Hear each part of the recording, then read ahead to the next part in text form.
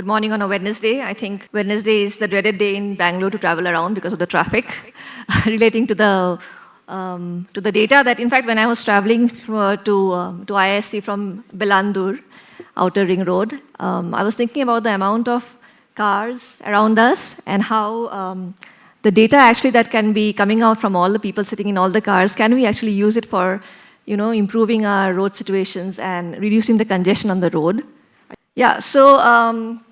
So let's get started. First of all, I would like to thank the Center of Data for Public Good, FIWARE, International Institute of Information Technology, GIZ, and my colleagues of WRI India. I'm Pamli from WRI India, and obviously ISC is a great facility for having this conference. And it's with great pleasure that I would like to welcome you all to this gathering, where we are about to explore a tremendous and a powerful force that we all are kind of faced with right now, which is shaping our societies, essentially data, right? Data for public good. And I guess in this room, we are a mix of people. We are researchers, we are technologists, we have consultants, and in the later part of the day, I guess we'll be joined by planners.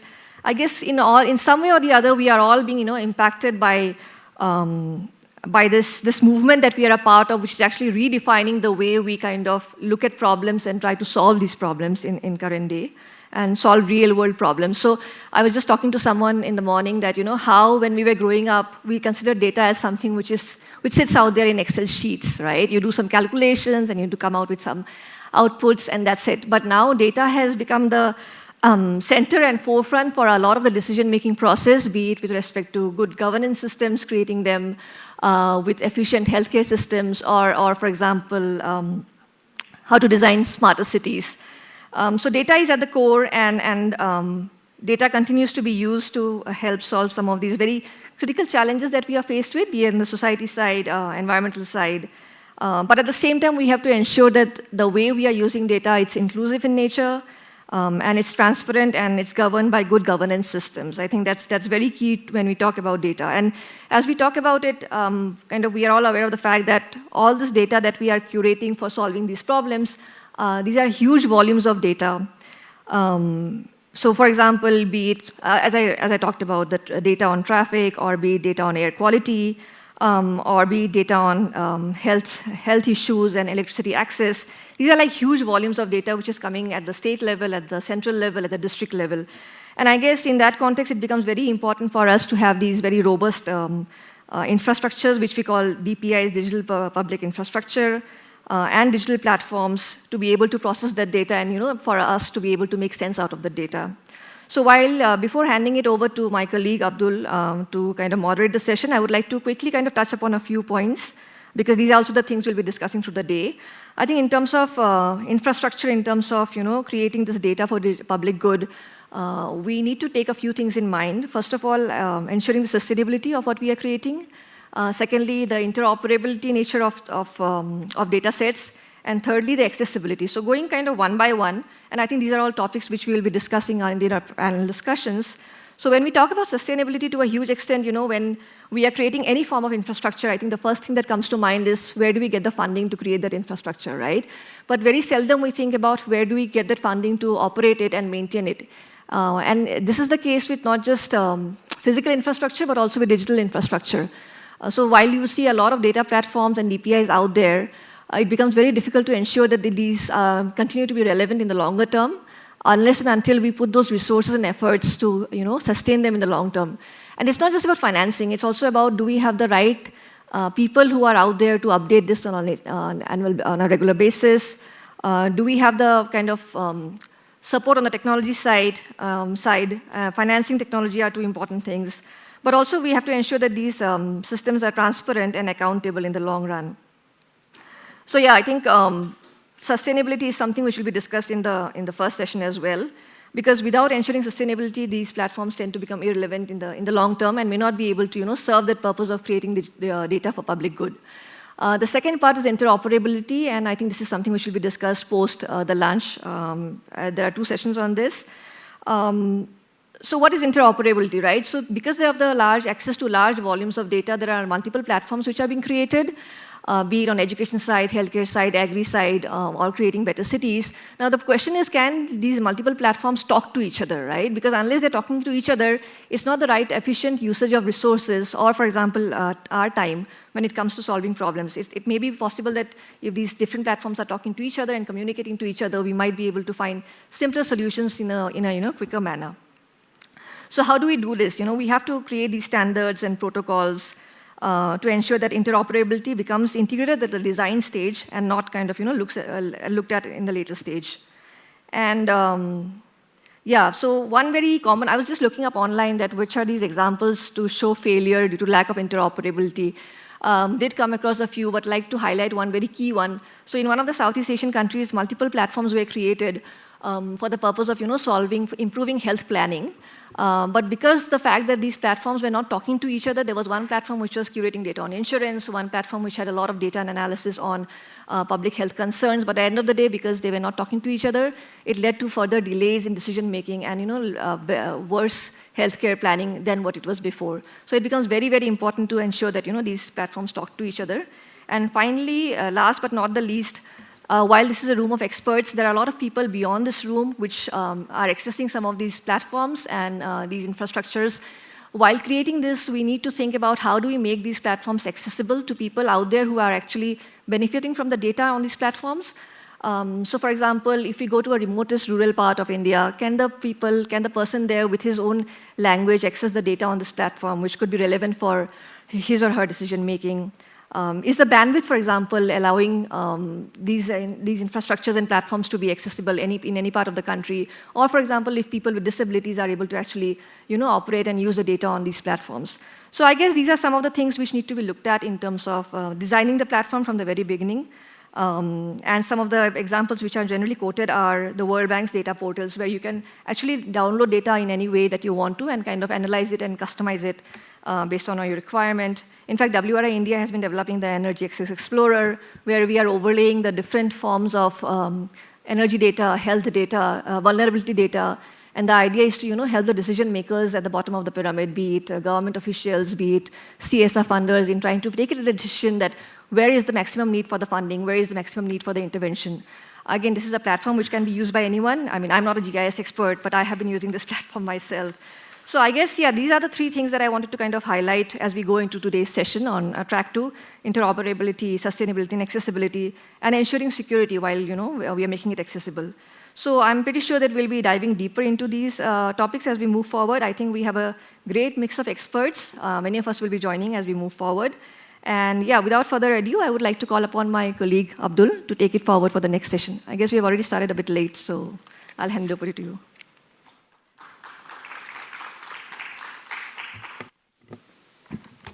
Thank you, Pamli. So, good morning, everyone. My name is Abdul Khalid, and I'm also working with WRI India.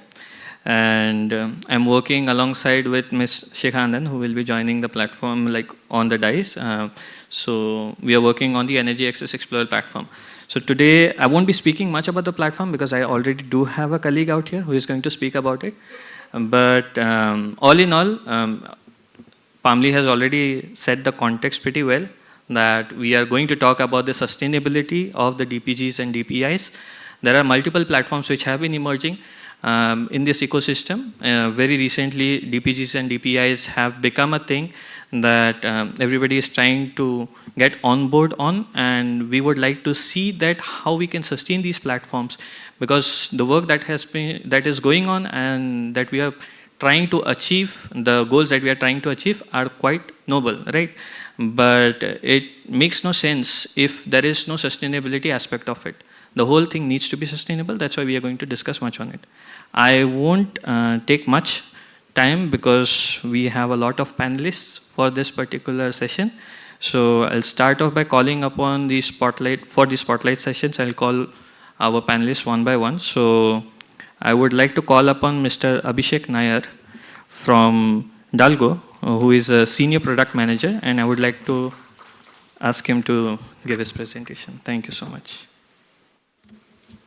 Hi, everyone. Thanks, Abdul, for that introduction, and thank you so much for having us here.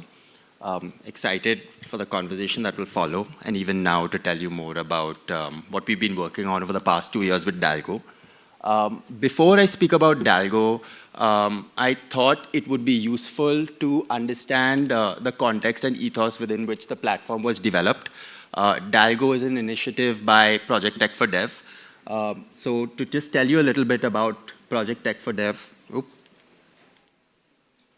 there we go, sorry. Right, so to tell you a little bit about Project Tech for Dev, we work with about 200 NGOs, we run 8 initiatives and have 40 ecosystem engagements. The broad vision of Tech for Dev is to build an ecosystem for nonprofits powered by technology, right? And to do that, our overall aim is to build and support software partners, data and design companies, nonprofit partners, foundations, and ecosystems towards kind of creating this global impact towards social change. So within this, this is the way Tech for Dev broadly works, right? There's the community at the center, or what we call the ecosystem of social impact at the center. Our arms of work span platforms, of which there are 4 that I'll tell you about going forward. So we build platforms, we enable via tech expertise, which is our fractional CXO program. We innovate, the latest innovations we're working on are via AI, and we strengthen or work on capacity building. That is on data and learning, that's the main focus, and we do this through a lot of cohort engagements. These are, so to focus more on what we build, we currently run 3 platforms, all are listed as DPGs. Glyphic is the most wide-spanning of them. Glyphic impacts 150 NGOs. What it does is it allows nonprofits to configure a WhatsApp chatbot easily so that they can engage with their beneficiaries at scale. I'll leave it at that. I'm sure this must interest a lot of you. I can look it up going forward. Avni is a data collection and case management tool, which, in fact, it's one of our first tools that we built. And DALGO, which is the data platform that I'm here to speak with you about. I'll move ahead. Right, so now what is DALGO? To tell you a bit about what DALGO is and what it aims to solve, since I mentioned, right, while we focus on social impact, our core focus is on nonprofits, right? We don't, everything that the nonprofits we serve aim to do becomes the second-hand impact of the platforms we create or the work that we do. And keeping in line with that, I want to just speak with you about a general use case we see in nonprofits, right? So here's Meera. Meera heads the monitoring and evaluation team for a nonprofit. She has to run a review by tomorrow. Everything she has to do is bring the data together, clean it, transform it, put it together on a dashboard or into a report, and get it ready for this review that's happening tomorrow. This is often difficult because there's a lot of programs, data spread across multiple sources. Maybe they have a data collection tool, maybe they have a chatbot, maybe they have their own app, maybe they also have some data on Google Sheets, right? And all of this needs to come together to paint one coherent, holistic picture of their impact. And that's precisely the problem that nonprofits tend to face.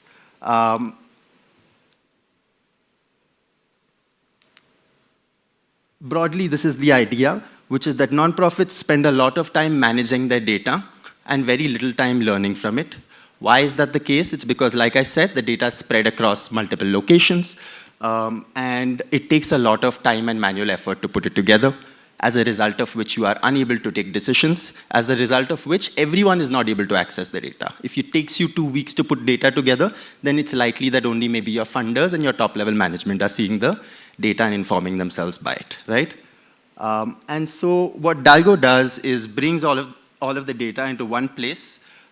It helps you design and make data accessible to each and every stakeholder within your team, whether it's M&E, field teams, leadership. Everyone gets access to data to inform their actions on a day-to-day basis. And it's very, very affordable. It allows them to scale without an increase in cost. We have flat pricing for DALGO. And this enables nonprofits to make decisions at every level, every day. So that's the broad idea of how DALGO is solving the problem that most nonprofits face. this is broadly how it works. I'll go into a bit more detail verbally, but I didn't want to kind of crowd the slide. So you would have all of those sources of data. DALGO helps you do broadly 3 things in the middle, right? Which is first ingest, which is to say pull all of your data from these various sources into one central location, the data warehouse. It then allows you to configure the transformation, right? So clean the data, deduplicate the data, create some calculated columns, give me the final table that I want, right? And then it allows you to configure, hey, do this every day at 2 p.m., right? Pull this data, transform this data, give me the table that I want. And you can then visualize that on a dashboard of your choice, or more recently, DALGO has also developed its own native dashboarding capabilities, right? So that's the long and short of how the platform works. DALGO is open source. DALGO is built by stitching together multiple open source tools. I'll name them for the technical folks here. At ingest, we have Airbyte. For the transformation, we have DBT. For orchestration, we use Prefect. And for visualization, we have now native dashboards, and also we use Superset. We have a couple of other things. I'm not going to get into detail on that, but that's broadly our infrastructure and how the platform works. We work with about 21 nonprofits and 4 partners now. And key focus areas or nonprofits and partners that work with us tend to work in health, education, water quality. So these are the kind of main areas that we've been catering to. And I'm just going to go into a little story of Shri. Shri is Sanitation and Health Rights India. Broad strokes, Shri used to spend about 25 hours a week crunching numbers, trying to put data together. They weren't able to collaborate on it. There was one person who held all of this work. If that person was unavailable, the work did not happen. They were aiming to bring data together across from 2 or 3 sources, right? Once they adopted the platform, it went from managing and crunching numbers to just spot checking the data in under an hour every week and knowing, hey, it's good to go, we can talk about this, we can review this. And that's the kind of impact DALGO creates. This has also enabled them to decentralize the governance of data across the organization, right? So now field teams get their own dashboards. They have also an open dashboard that they created for funders. So Sanitation and Health Rights in India, what they do is they help with sanitation facilities in rural areas, right? So this allows, it tells you how, if Shri has worked in a facility, how long, what's the facility uptime, and you also have pictures in there as proof of the uptime of the facility. And I think to close, what I'd like to talk about is the direction we're headed in. Over the past year, so DALGO's been operational for 2 years now, and over the past year, we've been thinking about what next. And broadly, this is the direction we're going, right? Where earlier DALGO was an affordable automation tool, we are now moving it, we're asking ourselves the question, how is this tailored for social impact, right? It should not just be an affordable ETL tool. It should be more than that. How can we cater to the specific needs of a nonprofit? And so that's going to be the broad focus, and actually where we'll be releasing the essentially DALGO 2.0 this December. And broadly, the idea is where earlier, maybe you still needed tech and data teams. Those were the main people using DALGO. In line with this idea of empowering nonprofits to use data independently, the platform is going to move towards being more self-serve. It's going to move towards being accessible to field workers, to leadership, to M&E teams who may not have technical expertise, but who still very much do benefit from and work with data every day, right? And where before, all of those dry and complicated words we see ingest, transform, orchestrate, now we focus on things like, hey, what's your impact at a glance? Can you automate report creation? Can you automate dashboard creation, charts, metrics? Can you see your data lineage easily, right? And with that, I will stop. Thank you so much. If you're interested to know more about us, Pradeep and I are here through the day. And also our GitHub repo is open. You can kind of go check it out if you're interested, or you can look us up on our website. Thank you.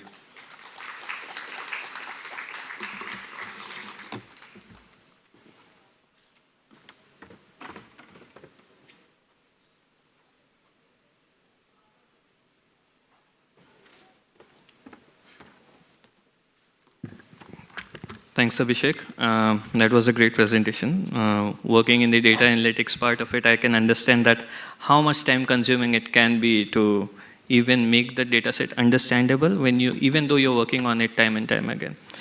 Moving ahead, I would like to call upon Mr. Vignesh Hari from Open Healthcare Network to give his presentation.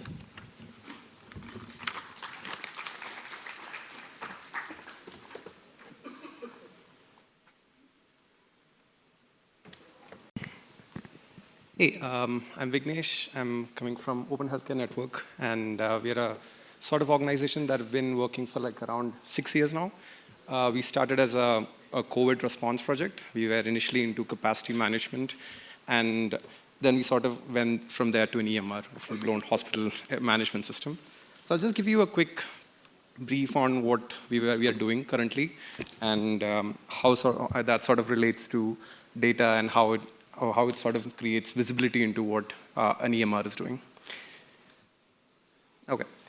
So when we were building capacity management software during the COVID days, we had to interact with a lot of hospitals, and we saw a lot of problems that are sort of common with all the hospitals.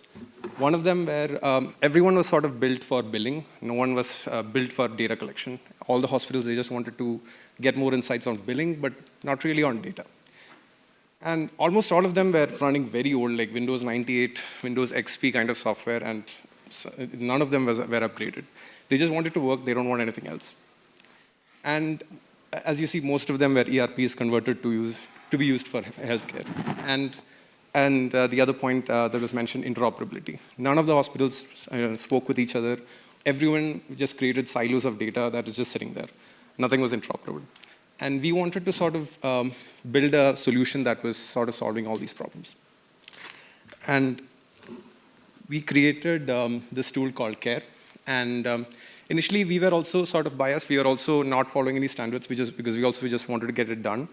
But once we started to research how much improvement we can build by creating and following standards and then maintaining it, and then creating interoperable data. So we are an open source project.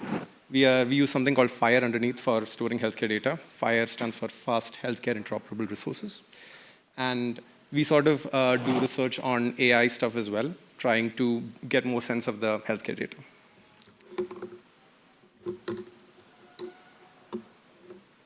And the problem with healthcare is that it's very hard to standardize when you want to transfer data in healthcare terms. There are concepts like SNOMED, LOINC. They maintain standard versions of diseases, units, all those kinds of things that you think it's very normal. Because if you really think about it, if you want to, let's say, transfer blood pressure data between two systems, you have to identify what blood pressure is, what unit it is, and both systems sort of have to understand that it's blood pressure and it's coming in this unit. Let's say whatever unit blood pressure uses. And this is very complicated because both these systems need to sort of share that information as well, and both of these systems should support that as well. And we wanted to sort of build a tool that can be used for healthcare as a whole. And I'll just take you through a little bit of CARE's architecture. So what we wanted to do is we wanted to sort of build a core version of an EMR, a healthcare management tool, and let everyone who wants to implement it sort of create plugins into CARE so that they can create localized whatever version, whatever features they want, they can build it while keeping the core infrastructure the same. So we sort of created this plugin architecture where you can plug in new things and without disrupting anything in the core features. And that sort of created this ecosystem. Now we have got partners also building ICU tooling into our core infrastructure. And we have got integrations to billing. We use Odo for billing, and a lot of other features that we can just build with plugs now. And we also have a couple of AI research projects like Scribes that can automatically transfer data, transform data from free text to structured data in healthcare. All of these are plugins, so that if you want to if you want to use them, you use them. Otherwise, you don't. And similarly, with plugins and the core infrastructure, we can create variations of this healthcare tool.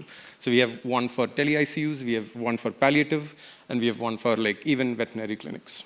We all using the same core infrastructure, but just different plugins. And it'll just take you through a bit of the, sort of the features that we wanted to capture with this HMIS tool. We can capture any kind of healthcare data and represent it clinically. So you can capture, create whatever forms you want, and then you can see them, you can plot the data, you can sort of create that, detailed report that you want, and everything is customizable. You have systems there where the patient can sort of log in and then create an appointment with the hospital, and then track that as well. So we have got patient login where patients can log in and see their data, change their appointments, reschedule, whatever they want. We have got complete RBAC control, so you can control exactly who gets data, who gets to see what kind of data. So if you want to create a non-clinical user, you can create that.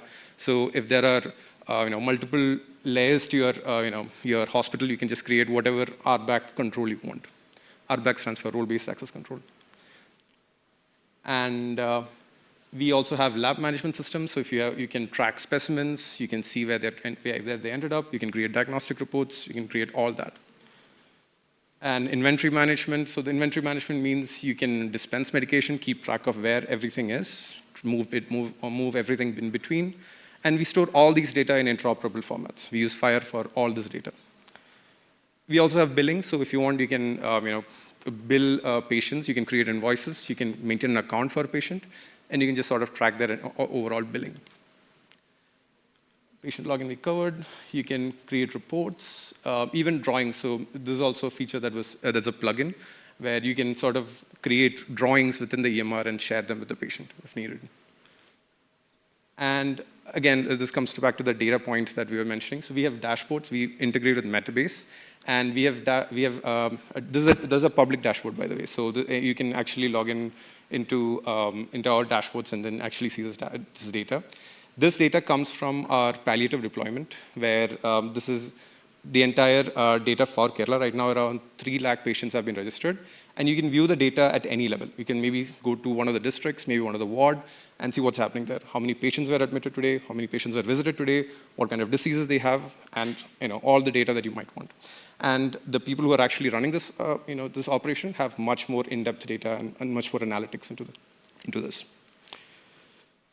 And we also support ABDM, and that is one of the interoperable standards that the government is sort of introducing to exchange data in between hospitals. And we also, as I mentioned earlier, you have got ICU monitoring, ICU plugins, where you can integrate with cameras, you can integrate with equipments to get sort of the data and show them in the EMR. And this is actually partnered up with eGov. eGov builds these plugins. And it's just a quick demo of ABDM. And so Scribe is basically whatever form you have. If you just speak to the software, it'll automatically capture the data and fill up the form if you want. And the really cool aspect of it is most of this is community built. And we've been running for 6 years. So the first 4 years, we are completely community driven. And right now, the last 2 years, we're actually focusing more on the core team. But we have around 1,000 members that have contributed as in at least one line of code. And we still have more. This is an old slide, actually. I think it's close to 1,100 now. And these are some of the states that are actually using it now, with Kerala having the most users. And around, as I said, around 3 lakh patients and around 7 lakh encounters or 7 lakh usages. Again, case study, I won't go into the depth because I've only got 7 minutes. Yeah, this is around some of the stats, and these stats are old, like 2 months old, but still, this is a rough estimate of the usage. And again, what we focus on is we want to sort of create this EMR solution. We want it to be deployed very quickly. And that's why we sort of emphasize on maintaining that core and letting everyone create plugins into it. And we want to make sure that we get the user experience right. And we do a lot of testing and make sure that whatever we build is actually usable on the ground. So we partner up with local palliative care teams and understand what their workflows are and sort of build it around that. And again, we build this data in all, we store this data in standards so AI systems can understand it. And it's easier for them to ingest the data as well. I don't know if we have audio. Do we have audio? Audio. So this is a very demo of what care does on the ground. This is a local palliative project that is using our software. So they are sort of visiting the patient, and they'll use Scribe to sort of explain what the patient's condition is, and the software will sort of recognize the data and automatically capture that into structured data. And Erige is a project currently I'm seeing, and they have around 20,000 patients, and they're currently running in Ernakulam.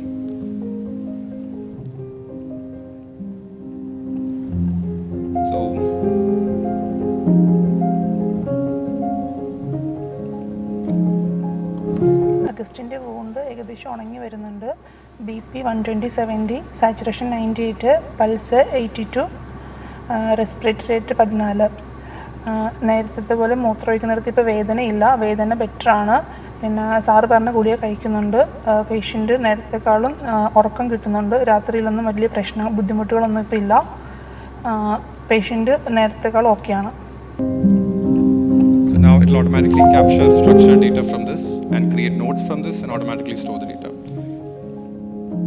You can see this is a structured rendering of that data. And that's sort of like a quick demo. I don't want to waste any more time.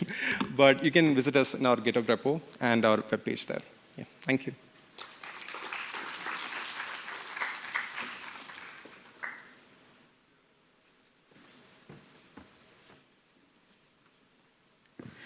Thanks, Vignesh, for the insightful presentation. I guess the video was a good touch. I would just call upon my colleague, Dr. Shikha Anand from WRI India to give a presentation on the Energy Access Explorer. Thanks.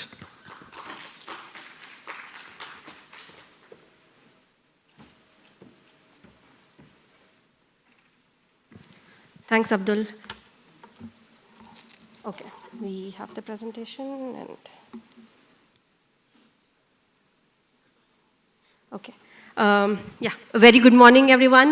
I'm very grateful for this opportunity that I'm able to share about Energy Access Explorer. My colleagues Pamli and Abdul has already touched upon, given a kind of introduction. And those of you who visited our booth yesterday might have a basic understanding of what we are trying to do through Energy Access Explorer. So it is a platform developed by WRI and its partners. And recently it has been recognized as world's first digital public good in working with the SDG 7, which relates to the access to affordable and clean energy. Okay, so in times when 666 million people across the globe are living without access to reliable electricity, it becomes very important to understand the role that SDG 7 plays and relates with all the other SDGs. It relates to 125 out of 169 SDG targets across all the SDGs. So basically, without access to electricity, it's very difficult to achieve human well-being. So when Energy Access Explorer was conceptualized, there were three main needs that we wanted to address. Number one being balancing the energy demand and supply. So traditionally, the energy planning sector is supply-driven.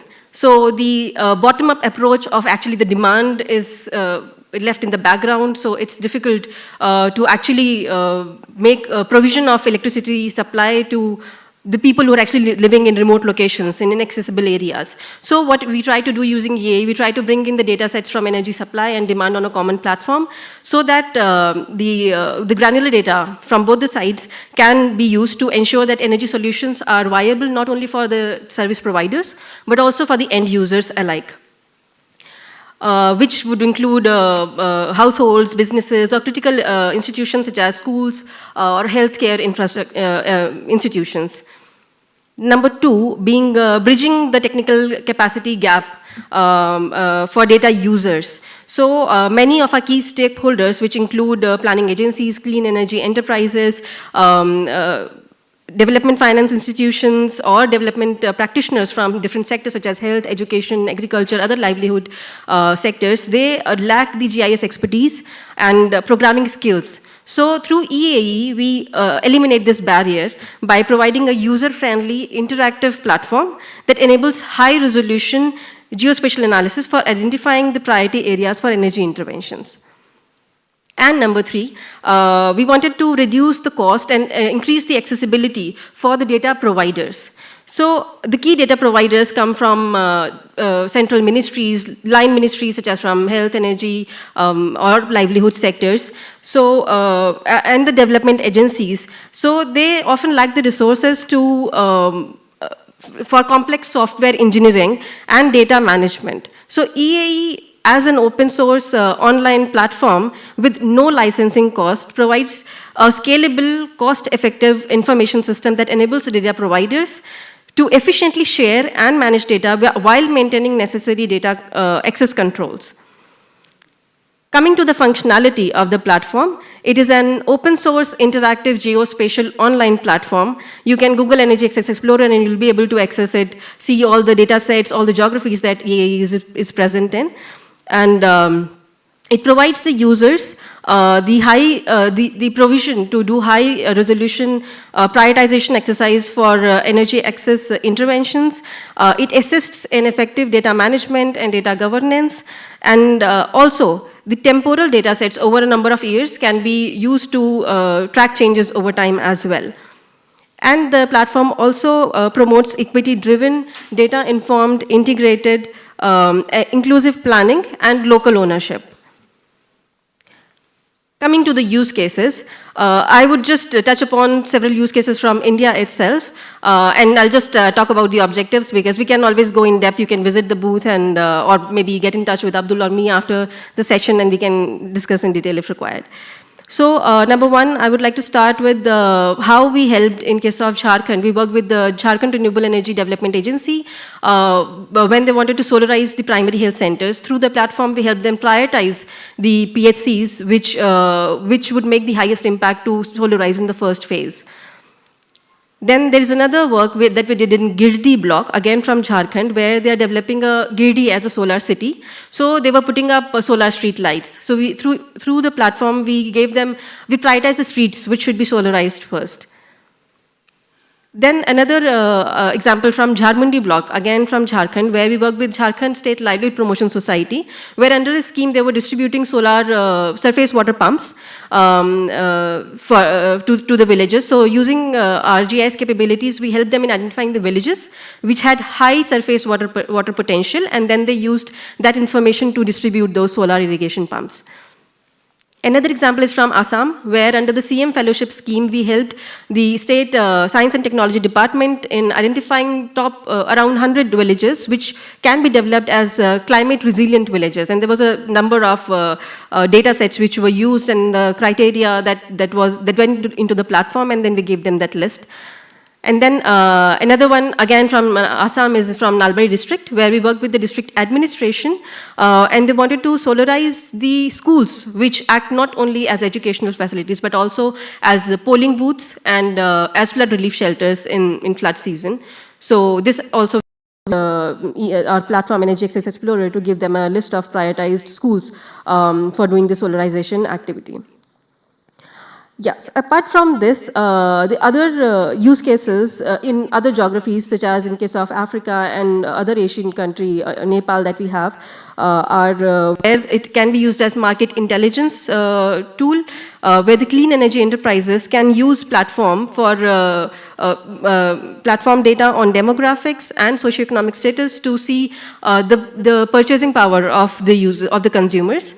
And then another example is from Nepal, where clean cooking sector users can utilize the platform to identify the areas where uptake of clean cooking technology should be prioritized based on location-specific data on demand, supply, and environment. And lastly, there is another on impact investment, where the donors and development finance institutions can use the platform to identify the areas where grants or financial supports can actually make the maximum impact. Originally, the platform was prototyped for 3 countries. Currently, we are there in 23 geographies, both at national and subnational level, which covers 32% of the population which does not have access to reliable electricity globally. And then we have close partnership with more than 300 stakeholders and users, and we have more than 30,000 users, out of which 48% are female users. Yeah, So, as mentioned earlier, when we talk about EAE as a digital public good, EAE reduces the software cost. It is freely available. The training material is updated regularly and can be accessed on OpenEdu website if any of you is interested. Then there is community of practice with whom we interact regularly. We update them on the we share with them all the major updates, the backlogs, and conduct regular user research to enhance the functionality and user experience of the platform. The community can earn the EAE badges based on the level of training they complete on the OpenEdu website.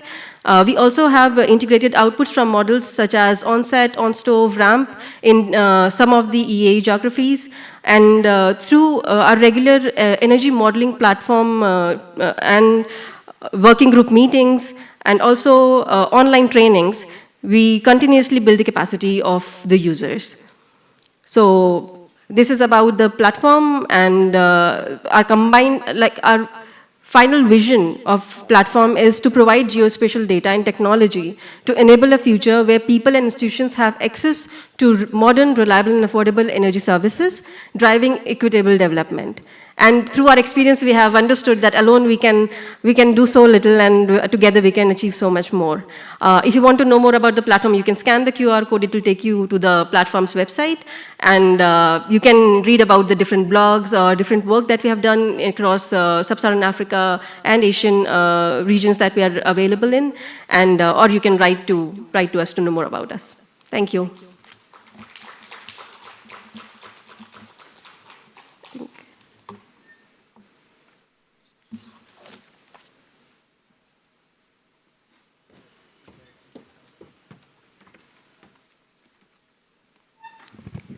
Thank you, Shikha.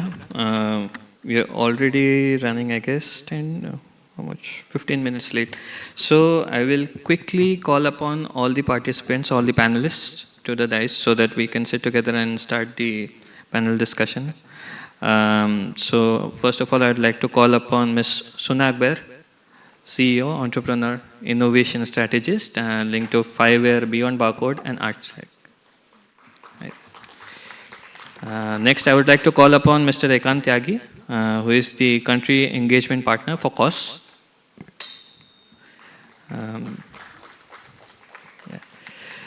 So next, calling upon Ms. Shailiza Mayal, senior manager, Samaghra governance. Calling upon Mr. Vignesh Hari, founding member, Open Healthcare Network. Dr. Shikha Anand, Senior Program Associate, WRI India, and Abhishek Nair, Senior Product Manager from DALGO.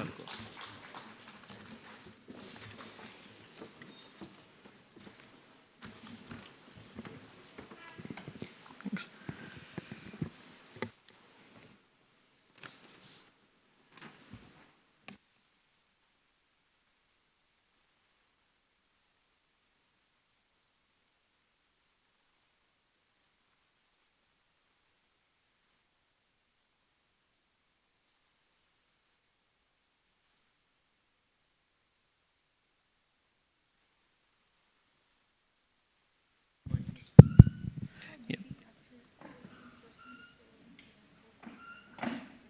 Sure. I can do that. Yep. Yeah, I would request everybody to come a bit forward. It will be helpful for us also if somebody has any questions, because Suna will be leaving us after the initial questions. So it will be helpful and interactive if everybody joins us on the front seats. I'd request everyone please to come forward.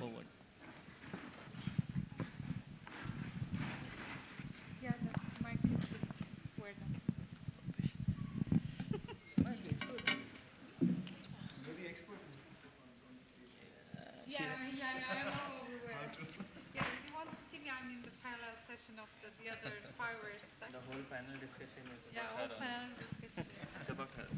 Sorry. Leaving as well, okay. Anyway, so I'll just start. Yep. So I'll start with Suna, you. I'll just give you a small question. I know the question is a bit long, but you have a leadership role while working with Fiverr and multiple entities as well, right? So while working for the digital passport movement, what are the major lessons that you have taken up in building the DPGs, and that are both technically resilient and socially valuable over time? Okay, I can answer these questions because the vocabularies and how the terminologies in Europe is a bit different, but all this, they are DPGs. Yesterday we just talked about the data spaces, which is a novel and new data infrastructure for Europe. It's not just only the public data sets or open data sets and stuff, but it's also including the private one, and it's serving also the private profit. I guess that's maybe the good and let's say a bit more multiplier effect in Europe, that multi-stakeholders are gathered, multi-stakeholders are sit around the table, so that makes it a bit more, let's say, things a bit faster. Because when the things are being done, as you all know, that by NGOs, by voluntary initiatives, or some said that public one, there is a limit, or adoption is a bit getting slower. So when the private organizations and the industry is involved, things are getting a bit, let's say, faster, and the adoption rate is increasing.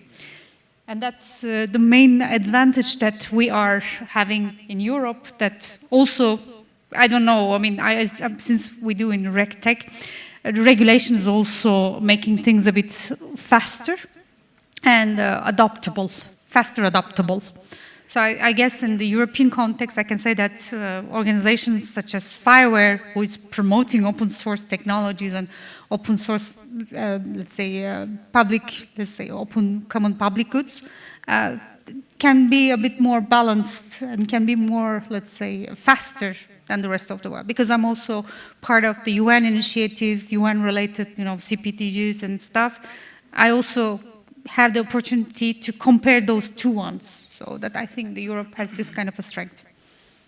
Okay, so you're saying that the private players coming into the whole system itself helps in... I mean, maybe it's just mentioned to all people here to underline that when Europe creates a regulation, it starts with the voluntary phases. Because in the voluntary phases, you have the all, let's say, possibilities to, let's say, get in contact with, even with the European Commission and the European Commission funded initiatives. But when the regulation comes into force, then you must have it, There is no choice other than to adopt those ones. So maybe we have the chance in that case, Abdul, the let's say, multi-partners, let's say, projects, initiatives are also fostered and funded by the Commission. That gives us a bit pilot and transition phases, so that before the real pilot and before the real, let's say, scenarios are on the way. So we had this chance. So that's also the private sector is so much, let's say, get used to that path. And I can say that the digital product passport, which simply digital IDs of the products, now it's going to be reported and monitored, traced by the regulations for anyone in the world who wants to export to EU needs to have the digital product passport for their products. So you can understand how the pathway has been developed. Yep, I see. So initially it would have started from a very, it was not a mandate, but later on it seems like it might be a mandate down the line. DPP is already mandate for batteries and the textile by 2027, 1st January of 2027. If you are producing battery or textile, you have to have it. Okay, makes sense. So imagine that those related, let's say, open data initiatives are also fostered by this regulation. Also, I think this is what I would like to say, that this is also a bit opportunity for India and the Indian NGOs and Indian initiatives that get, let's say, collaboratively engaged with the European equivalent, European, let's say, institutions such as Fireware, to get more, I would say, more organic collaboration, because things as being going on in Europe, could be a bit more scalable, could be, fostering the initiatives here. I'm so happy to see, by the way, those kind of initiatives, because European startups are lacking of, they are suffering from not to have enough data sets, not enough data things to, to have their first MVPs or the proof of concept things. And so that's also gives the opportunity to work also cross countries and the cross, let me say, boundaries, implementation and cases.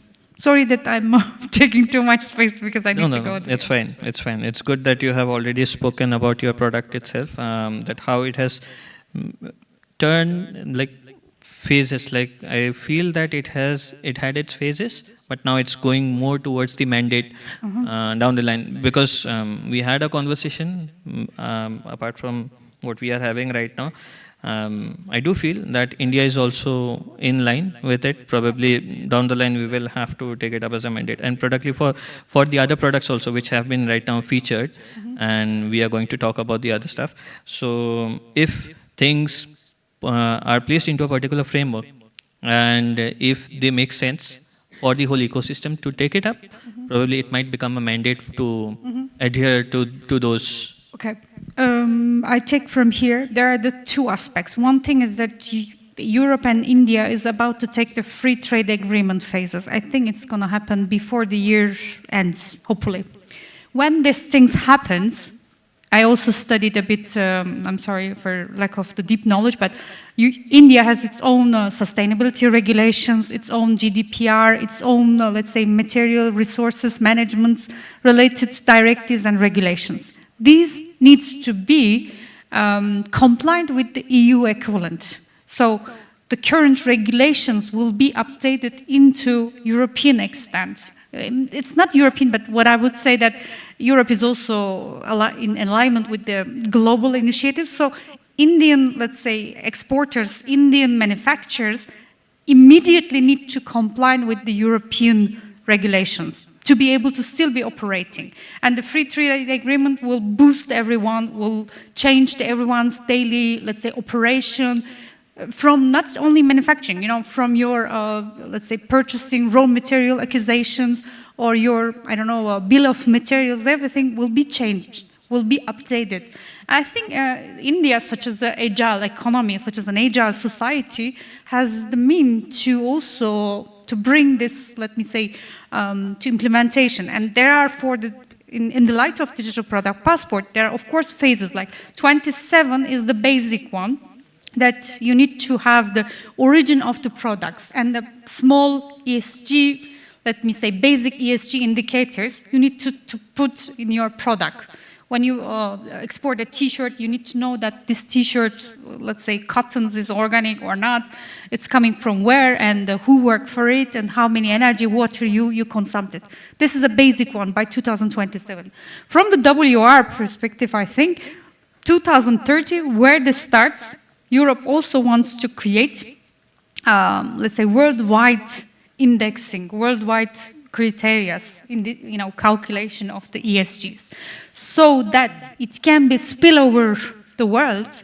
Yeah, this sustainable, let's say, manufacturing and sustainable consumption and so on. After 2030, here goes the full circularity. When the mining organization, rare earth materials, and all those things will come into the face. Because apart from 2030, there's going to be electronics, semiconductors, steel, iron, all those construction materials will have to have their own passports.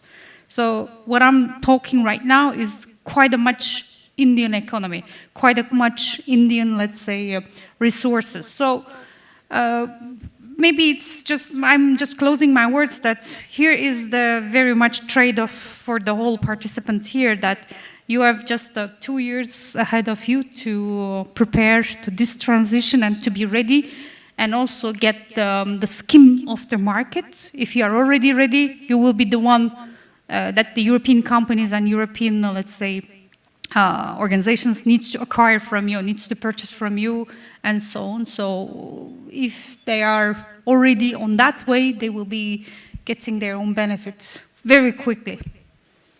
Yeah, thank you so much. I guess we have already covered both the questions which I had for you. Okay. The interoperability part of it, obviously, it makes sense that globally also, not just nationally, because all of our panelists are from India itself, and you have given the global context as well, that the data sets or whatever work that we are doing right now, it needs to be interoperable so that it can scale up on a global level as well. Yep. And it can get all interconnected. While we are trying to, in case of at least DPP, the interoperability makes a lot of, means it's a major requirement when it comes to sustaining this kind of product itself. So I would like to thank you for being here and setting the context for this session. We would continue with the other panelists, and yeah. I am happy for those one who have any questions to Yeah, my I session guess, that I will in be your track. yeah, on the afternoon I will be in the let's say seminar B, let's say meeting room, so that I will giving you a broader scope with Abdul also how this DPP things will affect the Indian economy in a broader. Yeah, people can join us from 3 to 3:45 for a deeper dive into the DPP conversation. Thank you so much. Thank you very much, and thank you. Apologize for. Thank you for taking the time.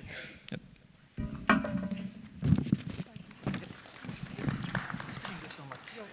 Thank you very much, guys.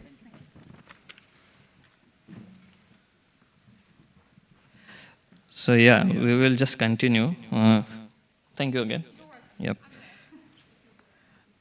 Yes. So I would continue by posting one question each to each of the panelists. We will start off from Ekant, since we haven't heard from you still. So you can take the mic. Yeah. So Ekant joins us from COSS. He has been a country engagement partner at COSS.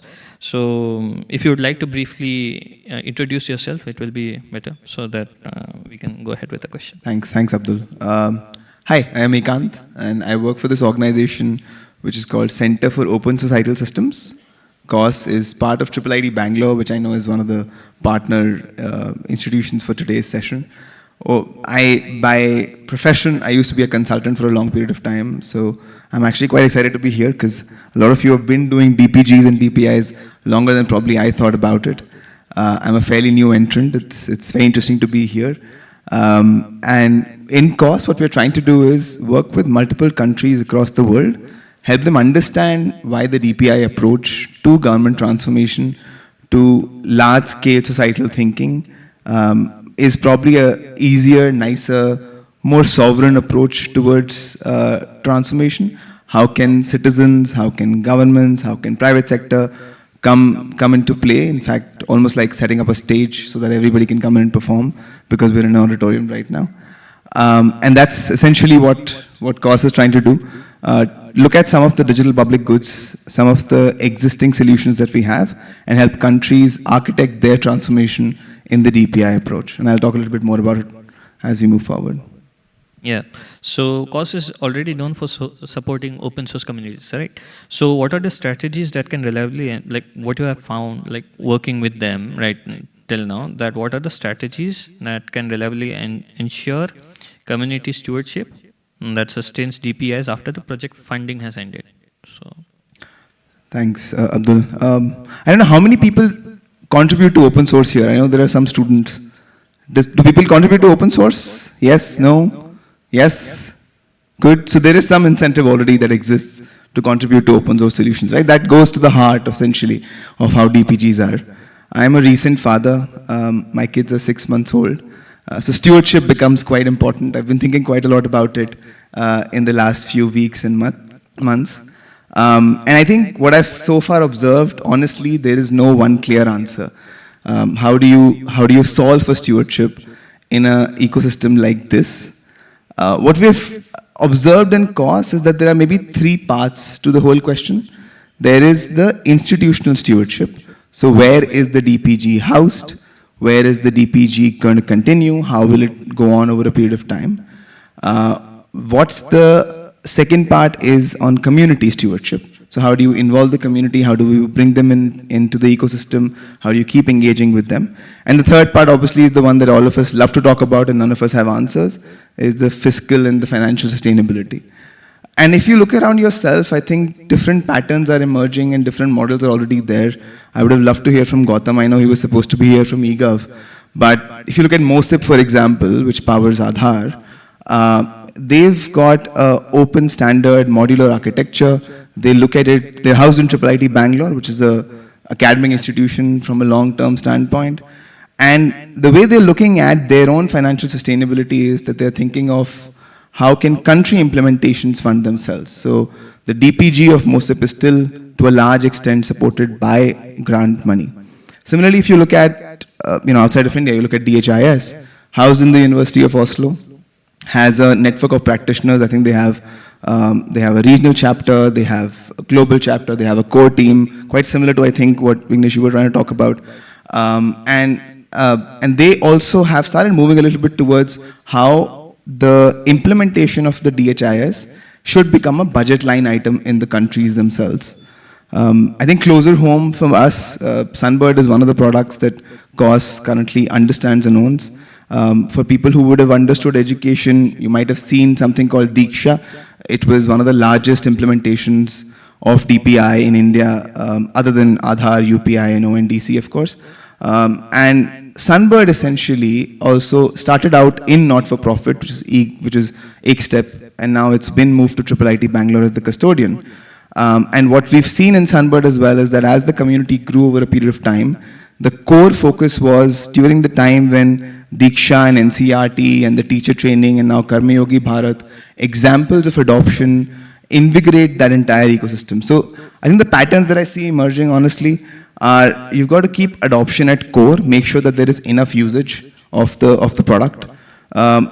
Think long term when you talk about the institutional housing of the DPG, and make sure that whatever is built is modular in nature, so it can be used for different purposes and not just maybe for the specific purpose that you thought about at the beginning. Yeah. Okay. Thank you so much. I've taken down a few points out here. It will be useful. Yep, it will be very much helpful for us. So I'll come back to you. I have probably one or two questions, but I'll come back to you later on. I will move ahead to Shailiza. Yep. Hi. Hi. So if you would introduce yourself, apart from your present designation. So. Sure. So I'm currently working with a governance transformation consulting firm called Samaghra. We are based out of Delhi and we work with different state governments, national government departments on systemic transformation programs across different domains, education, healthcare, agriculture, and across different states. We've worked with Haryana, Odisha, Himachal, Telangana, Maharashtra now currently, Andhra Pradesh, Odisha, so a lot of different state governments. And while working on systemic transformation at scale, at population scale, one of the critical elements that we do focus on is how do we leverage technology. So we have had over a decade of experience of implementing technology within governments. So GovTech is kind of one of our key enablers and key focus. And I personally lead a lot of GovTech work at Samaghra and a lot of judiciary work, judicial reforms at Samaghra. So that's a quick introduction to what we do. Thanks, Shailiza. I would just shoot one question to you right now. So with Samaghra's deep involvement in the public sector right now in systems building, how can DPG adoption be institutionalized within the governments to anchor long-term support and funding? Yeah, so that's a very good question, a very pertinent question to be asked while we are focusing on the DPG, DPI ecosystem, the question of sustainability and the question of government adopting DPGs. So if you look at how governments currently focus on building tech, there are broadly 4 pathways that they follow. Number one would be utilizing their own internal tech teams and, getting them to build technology, getting them to build platforms, products. That would be number one. Number two would be getting vendors to build technology for them. Number three would be utilizing resources, capacity from NIC, for example, which is a separate department, separate vertical, which has been set up in the country to manage technical development across different departments. And fourth would be maybe if they don't have their own internal team, a lot of departments, a lot of state governments would have their own IT departments. So IT departments could also take some of these implementations. So across all of these different pathways and options that the government's departments have to implement technology, we really, really need to create that awareness about DPGs, first of all, because they're not aware. Apart from a few maybe central government departments that have indulged into this whole concept of the DPI approach, if you go to the state level, they're not aware of this whole DPI approach. They want a technology platform, they have a problem, they want to solve that problem. End of the story. That is what they need, and they're going to follow the usual pathway of getting to solve that problem. So first of all, it's very, very critical to create that capacity within governments at all levels, not just at the central level, but even at the state level, because the state has a lot of autonomy in building their own systems. So for example, how Kerala is involved in implementing open healthcare products, which is great because they are aware that these kind of systems are available and they can really optimize their resources, they can really reduce their cost. But a lot of states are not aware, they're at the starting point. So first of all, awareness is very important. Second of all, a lot of the vendors that they work with at the state level, even they need to be aware of these DPGs. If they don't know about these DPGs, if they're not comfortable in using their DPGs and customizing their solutions on top of their DPGs, they're not going to be doing that. And the best way of doing so is to add it in the request of proposal. So, all the tenders and everything that gets floated by the state governments, if they're onboarding a new technical firm to build systems, the best way is to just add those tech building blocks saying that, okay, the vendor needs to know these so-and-so, for example, Sunbird. So the vendor needs to know Sunbird Learn or Sunbird different building blocks that are there and has to use that technology to build on top of it. So the major challenge right now is awareness and supporting and also focusing on state governments and not only central departments. So just one question before we move ahead. So what have you seen, like working with the government agencies right now? I don't know, you're directly facing with the government agencies, right? Yeah. Whenever Yeah. you're working. So what have you seen? Like one-on-one interactions are better, or like the consolidated method of doing those kind of capacity building exercises have been better? So, what works? So, one thing that could work, so for example, the whole ABDM, the mission that we have, that is working with different state health departments and creating that awareness that, okay, these are some healthcare interoperable standards that we need to take care of while you're building maybe your own platform, state level platform. So one way could be coming from the national level department, like really putting in place those standards. So what we should nudge and what I personally believe is that we should not push a certain technology platform or a building block. We should push standards, that these are the standards that whatever tech you are building, you build. We don't care at the national level, but you need to follow these standards. So I think one thing that works is the top-down push of standards from the central government. That really works because if you're doing one-on-one interactions with them, then it's very people-dependent, right? If I go talk to a bureaucrat, if that bureaucrat understands the technology to a certain level, they will get it. They will get the principles of DPG, DPI development. But if they don't, they will not. So those one-on-one interactions will not help. A top-down push is really important to set those standards. Yep, this actually helps. So yeah, having standards in place and having a top-down approach so that it can become a mandate within the institution itself that they need to take it up and the standards are there and they can lap it up much more easily. Because we have also done a lot of work on the ground and we have seen that, as you said, that it might be based upon people to people that who like adapts to it much more than the other one. And if it comes from the top-down approach, they will anyway have to take it up. But working more on the standards is much more important, right? Before even approaching to the people, or the agencies itself. Even so, we have to give much more time for the standardization approach. Yeah, yeah. You build those standards and then you create ecosystem partners to, understand those standards. So what ABDM is doing really beautifully is really engaging with private ecosystem, with, vendors, and building that understanding of what those standards are for healthcare. Of course, you can't mandate them to follow the standards. Again, you need to find the sweet spot, what the government can mandate and what the government cannot mandate. And the same thing applies to what the central government can mandate for the state governments and what they cannot, because some of these topics are in the state list, some of them are in the concurrent list. So, there's that autonomy as well, and we need to respect that. That's why I'm saying that pushing through platforms and products will not work out. If you tell them, okay, use this DPG only at the national level, that will not work out. You have to tell them that, okay, whatever tech you use, but it needs to be interoperable and it needs to follow the standard. And it needs to be open source. Open source is a separate topic and a separate topic of contention within the government. We have not reached a level where we are building open source systems at all.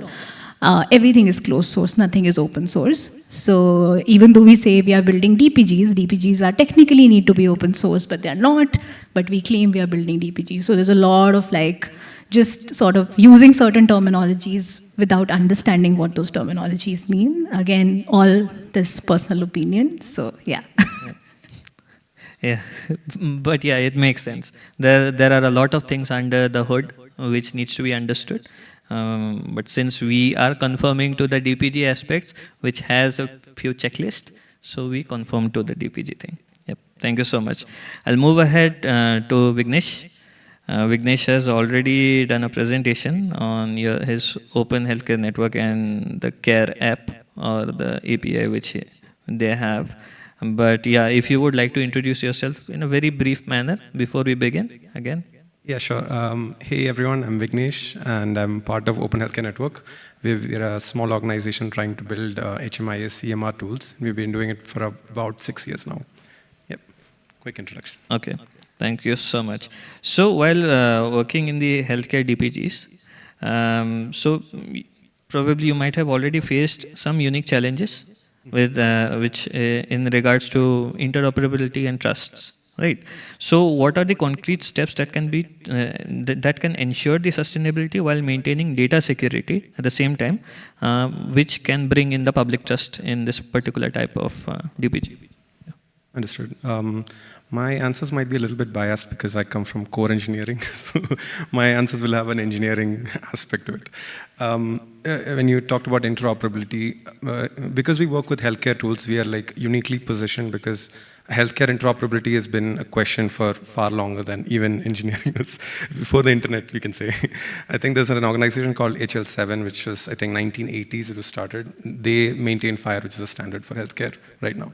So standards and interoperability it should be a given for healthcare tools. And when we started building, to give a little bit of background on CARE, when we started building Corona Safe Network, it was called before, the EMR, we didn't build it as an EMR. We wanted to build it as a capacity management tool. And we were not aware about DPGs at all. And in fact, we just randomly stumbled upon DPGs and thought, oh my God, we are this. why don't we just apply for this? So we're actually just got to there. And unlike in instance, someone who wanted to build it as a purpose-built tool, we just got there. So our journey might be a little bit different to the others. And when you talk about interoperability, initially when we built CARE, we didn't have interoperability in our mind at all. Everything we built was customized to solve the problem. And anyways, it was actually a pandemic time. It was everything. It was in an emergency response state. We just wanted to build it. And when Abha was introduced, we started to see that we need to give out our data in a specific format. And that means that we have to start following standards. So we redesigned CARE 2.0 to CARE 3.0, and we redesigned it ground up to fit with standards. And we specifically followed FHIR. FHIR was the best standard at the time, and this is what Abha uses as well. And we sort of designed our architecture, core architecture, to sort of mimic what FHIR has. And that sort of gave us a very good talking point, because when we talk to other organizations, we can just say, oh my God, we are ABBA compliant, we are FHIR compliant. So what are you compliant with? and it's a very quick opener to us. And ABBA is helping with a lot of all these conversations, because I think it's starting to become a requirement, and we are sort of just uniquely just placed there. And because we because we are interoperable with FHIR, we have got a lot of opportunities in front of us, like, as I said, AI tools. So because we follow a standard, AI understands that standard. So it's very easy to make it understand this data. And there are systems called CDSs, Clinical Decision Support Systems. So if you have this disease and if you eat this medicine, then you might have this outcome, so something like that. So if you have this medicine, this medicine, and this medicine, it might not interact very well, or something like that. So these data makes a lot more sense if it's standardized. And that's sort of what our goal is, to sort of build this healthcare tool and make it standardized. And when we did a lot of background research before we built CARE, the 3.0 version, we visited a lot of hospitals, tried to understand what their EMRs look like. None of them standardized, none of them with standards, none of them, everything is billing. And the more you think about it, the more it doesn't make sense to them. And I think with ABBA, it's starting to make a lot of sense to them. And because it's sort of enforced that you have to be in this interoperable format for ABBA to work, and that's sort of making them rethink their decisions and sort of making them rethink about their data. And that's sort of what we think about interoperability. And regarding trust, we sort of maintain this angle that we build the core infrastructure, you maintain the deployment. We don't own the data, we don't want to own the data. And that's sort of what we do with the eGov deployments, the Kerala Care deployments, all of that. So they own the infrastructure. We give them scripts and whatever they want, documentation to deploy the software. They maintain the data. We give them opportunities or solutions to do dashboarding. Again, we don't want the data. It doesn't do any, we can't do anything with the data. It might make sense to talk with the actual folks and try to understand their UX, user experience issues, but the data doesn't do us any good. And because we are open sourced, anyone can vet our code, right? They can understand where the weaknesses are or open up an issue, and we can fix it. So regarding trust and data security, we recommend practices, but if the deployments have an open database or something, that's not something we can solve. But everything that is supposed to be followed, in building an healthcare tool, we are following. Yeah, so answer your question. yeah, you did. Perfect. So just a follow-up question on this thing. Whenever a new geography or a new partner is trying to take up the care thing, how much time and effort do you or your team has to put in to at least transfer this thing? Because not everybody is tech savvy, right? They might need to have some kind of knowledge about utilizing this thing. And how much gap have you seen in terms of interoperability? I know that ABBA is being utilized by most of the healthcare networks right now, right? But still, what are the challenges that you might have seen while expanding this thing for the newer geographies or newer partners? So the problem with interoperability is that when you start using standards, right? There's a standard called LOINC, there's a standard called SNOMED, a couple of standards like that. There's no disease called fever. It's some weird long name, and the problem is no one is used to that, right? It just feels that they feel like it's slowing them down, and that's the other side of interoperability, right? If you want people to use standards, they had to be using standards from the beginning, because otherwise it'll just feel like it's actually complicated. And that's one of the biggest problems we face, because we have to sort of tell them, it's not cancer, it's this malignant tumor in this. And when doctors start to see that, they'll be like, they're immediately going to reject it, because earlier it was just like it's a text box, you just type fever and they're done with it. Now you have to type in individual data and it's in a standardized format, and it makes their life so much harder. Right? Because when you look at primary care, they have got like 30 seconds to view a patient. Right? Not 30 seconds, maybe a little bit longer. But so when you're saying about this problem, this is in ABBA itself, this not nomenclature part or the... So if you want to use ABBA and if you want to actually really use it, you need to send data in a standard format. Okay. Right? If I say fever, you might not understand it, right? If I use a system that says fever is 1, 2, 3, and if you use a system that says fever is 4, 5, 6, right? You can't correlate this. You need some kind of standard in between to understand what data is being transferred over. So SNOMED is a coding system that sort of supports something like this. And if you want to use standards like this, it gets more complicated. So probably somebody has to sit in and create those lookup tables just to... Not just lookup tables, they have to be, you have to teach them how to use this and how do you actually find this, this disease or symptom or something like that. And it's when you start to capture structured data, there's a lot of data you can capture. And that becomes problematic because they have to enter a lot more data now instead of, again, a free text field. Because most of the hospitals we went to, there was one text field per patient, and every time they come in, they just update that text field. So it's actually easier. If you look at it, there's just one huge text file that contains all the history. Yeah. But it's no use. Yeah. Yeah. Thank you so much. I'll get back to you once I have the whole round. I'll go ahead and push out a question to Shikha. But first of all, if you can introduce yourself once more in a very short format, then I'll push out the question. Sure, thanks, Abdul. So I am an environmentalist by education, and I'm working in the field of data and GIS by interest. As Abdul already introduced me, I'm a senior program associate working in the energy program in WRI India.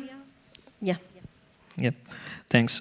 So while you have already given a presentation on the Energy Access Explorer platform, so it has a bit of, in the ecosystem itself, it is quite robust. I do see that we have integrated a lot of data sets already for planning purposes. But how important do you feel are data sharing collaborations and local institutional partnerships for the platform sustainability? Right. Thanks. So when I'm talking from Energy Access Explorer, I'm talking from India perspective. So in India, we are working in 4 states as of now. We are there in Jharkhand, Assam, Nagaland, and Mizoram. So from our on-ground collaboration and engagement, we have understood that to make impact on ground, we need to have data from the ground. Say, for example, we have land use, land cover map from E3. It has 7 classes for Mizoram. Whereas a land use land cover prepared by the state agency, which is Mizoram Remote Sensing Application Center, has over 20 classes, which actually captures the regional nuances. So that is one where the local institutions play a very big role. Unless we have good quality data, we cannot derive good quality inferences. Then through EAE, like Vignesh also mentioned in during his presentation, that everyone is working in silos. So through EAE, we're trying to break the silos. We try to bring different departments on a common platform. We try to bring in all the data sets on a common format in a way that they can talk to each other. They can be used for doing analysis, for making decisions, data-driven decisions. So we are there just for bringing them together. Once we are there, not there, they should at least continue engaging with each other. It increases the data quality. It reduces the data duplicity. The funds allocation can be more efficient. So that is a way that the local partnership and data sharing collaborations can actually help in sustainability of any practice. I won't say a platform, but whenever they want to use, they want to have some standards that Shailiza mentioned. So they need to have collaboration among themselves to actually achieve some on-ground implementation. Yeah, just a follow-up question so that our larger masses can also know. I already know the answer to this question, but I'm still shooting that question to you. So how difficult have you seen in gathering all the data sets, the interoperability factor that we are asking everyone right now? So do you see there is a gap in while you have collected the data sets? Do you see are they interoperable?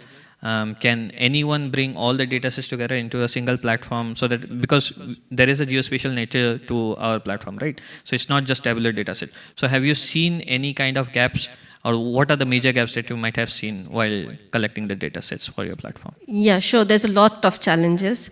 First being the data collectors, the ground people. They're not actually aware of the importance of geospatial aspect of data sets.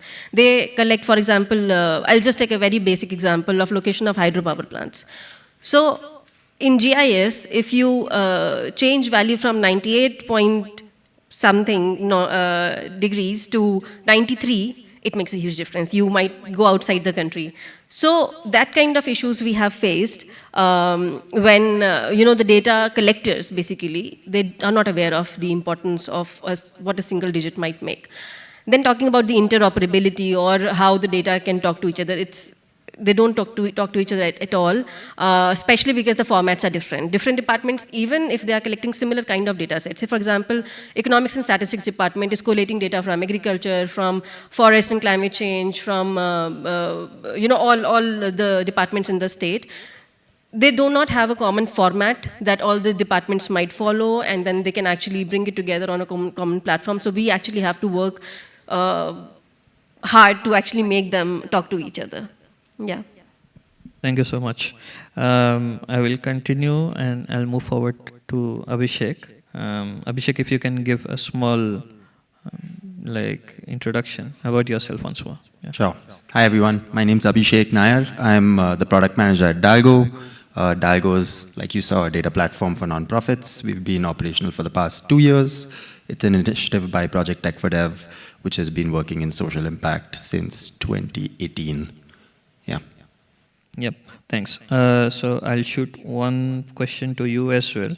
Since you have been working with DALGO and it's software as service, right?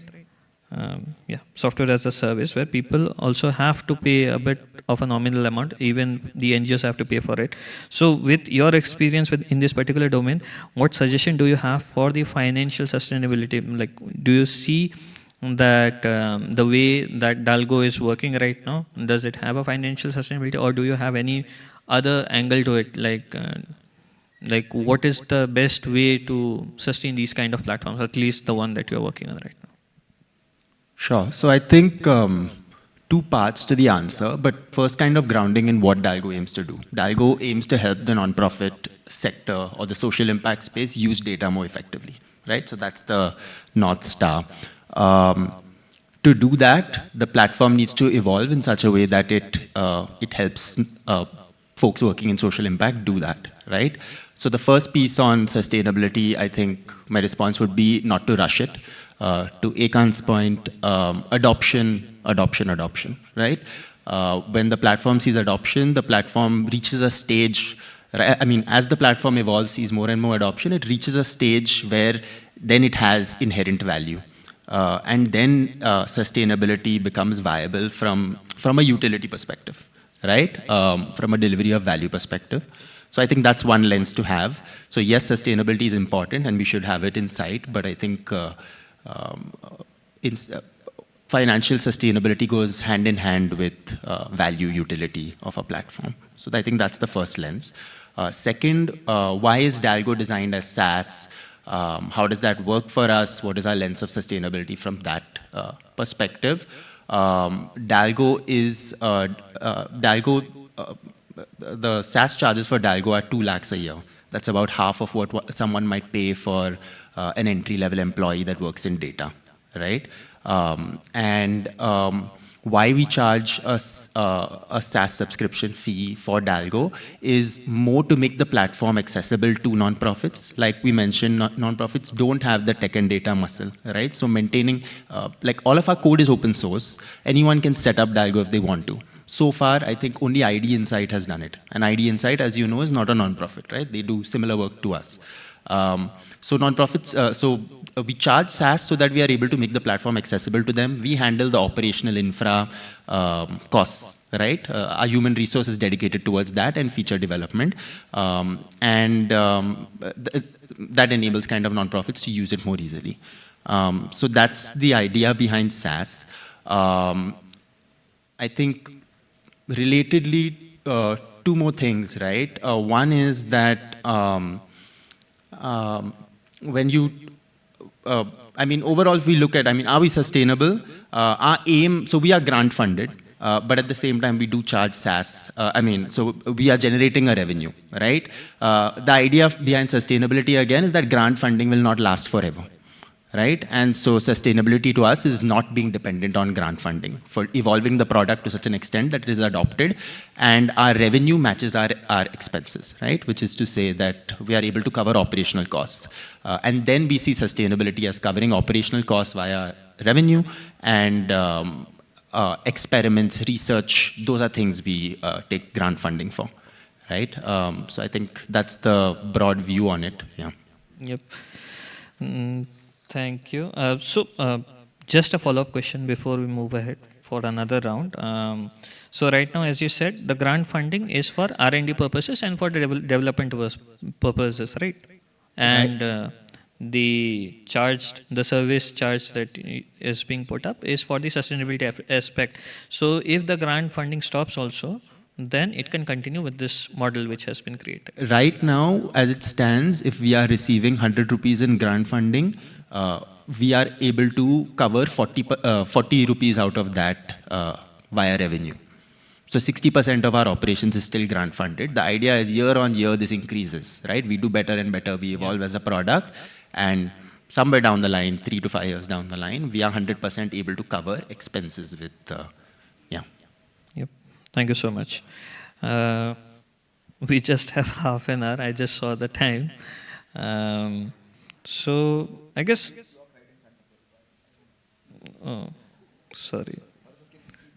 Yeah, thanks. So, I'll shoot the questions. We will just keep it 2 minutes per person so that we can conclude as soon as possible. So, I would start with Ekant once again. So, which governance or incentive models have you seen have most successfully retained contributors maintaining long over time, like for the long term? Governance models which have retained contributors? Yes. For a product, right? So it's for a product. I think what we were just discussing. Yep. I think this is more long-term sustainability. I think it really goes to the question that we're trying to solve today. How do you keep the product, how do you keep the community sustainable? What governance can you bring in? What incentives can you bring in? I grew up in a joint family. It's almost like thinking about it like a joint family. So there has to be a reason why people want to come back to the product. There has to be a reason why people want to come back to the idea of contributing back to whatever the code is, whatever the framework is, whatever is available on Git. And I think what we've seen, my guess is that anyone does anything for two reasons. There has to be a shared purpose. I think a lot of what we discuss in these discussions, data for public good, digital public infrastructure, is a shared purpose towards saying that I'm doing something which is much, much bigger than what I can think of, right? So contributes to nation building, contributes to societal change, and just engaging with the community, with students, for example, having discussions like this, has really helped us sort of make sure that there is enough engagement. I think the awareness problem that Shailiza, you were talking about also goes to people's awareness of why open source is good and how it can then lead to large-scale transformational change. The second one is more personal purpose. Why do I do what I do? Why do I want to get engaged with this? So what does it bring back to me intellectually? What does it bring back to me creatively? And dare I say, what does it bring back to me financially? I think the more adoption happens of these products, the more you've got people using them. So why, for example, today does someone want to be an Oracle certified engineer? Why does someone want to be an SAP certified engineer? Because there is enough job opportunities available for you to then upskill yourself, get better opportunities, improve your livelihood. And that's, I think, something that we've got to sort of figure out how that plays a role in building any DPG, any DPI ecosystem. I think those two things is what I've seen really work well. In general, it's not just about what community you want to have. Typically, we think of communities as large. I think for every DPG, the moment they start thinking, they need to think of what does community mean in that context. So if you compare a MOSIP, which is a population scale problem, they will always think of 100 million, 120 million, 130 million kind of users. The community for that product is going to be much bigger because it will have much more use cases, it will have a lot more implementation, a lot more SIs, a lot more people in the ecosystem working on it. And then if you look at something smaller, maybe more use case, maybe more sectoral driven, for education, for example, you might just have 2 or 3 engineers making sure that the product runs. They are coding, they are responding to queries. So setting that out upfront also is going to help define what governance and incentive mechanisms you need. It's not just about, I think, making sure that everyone stays together. It's just giving enough reason for people to come back to as they want to.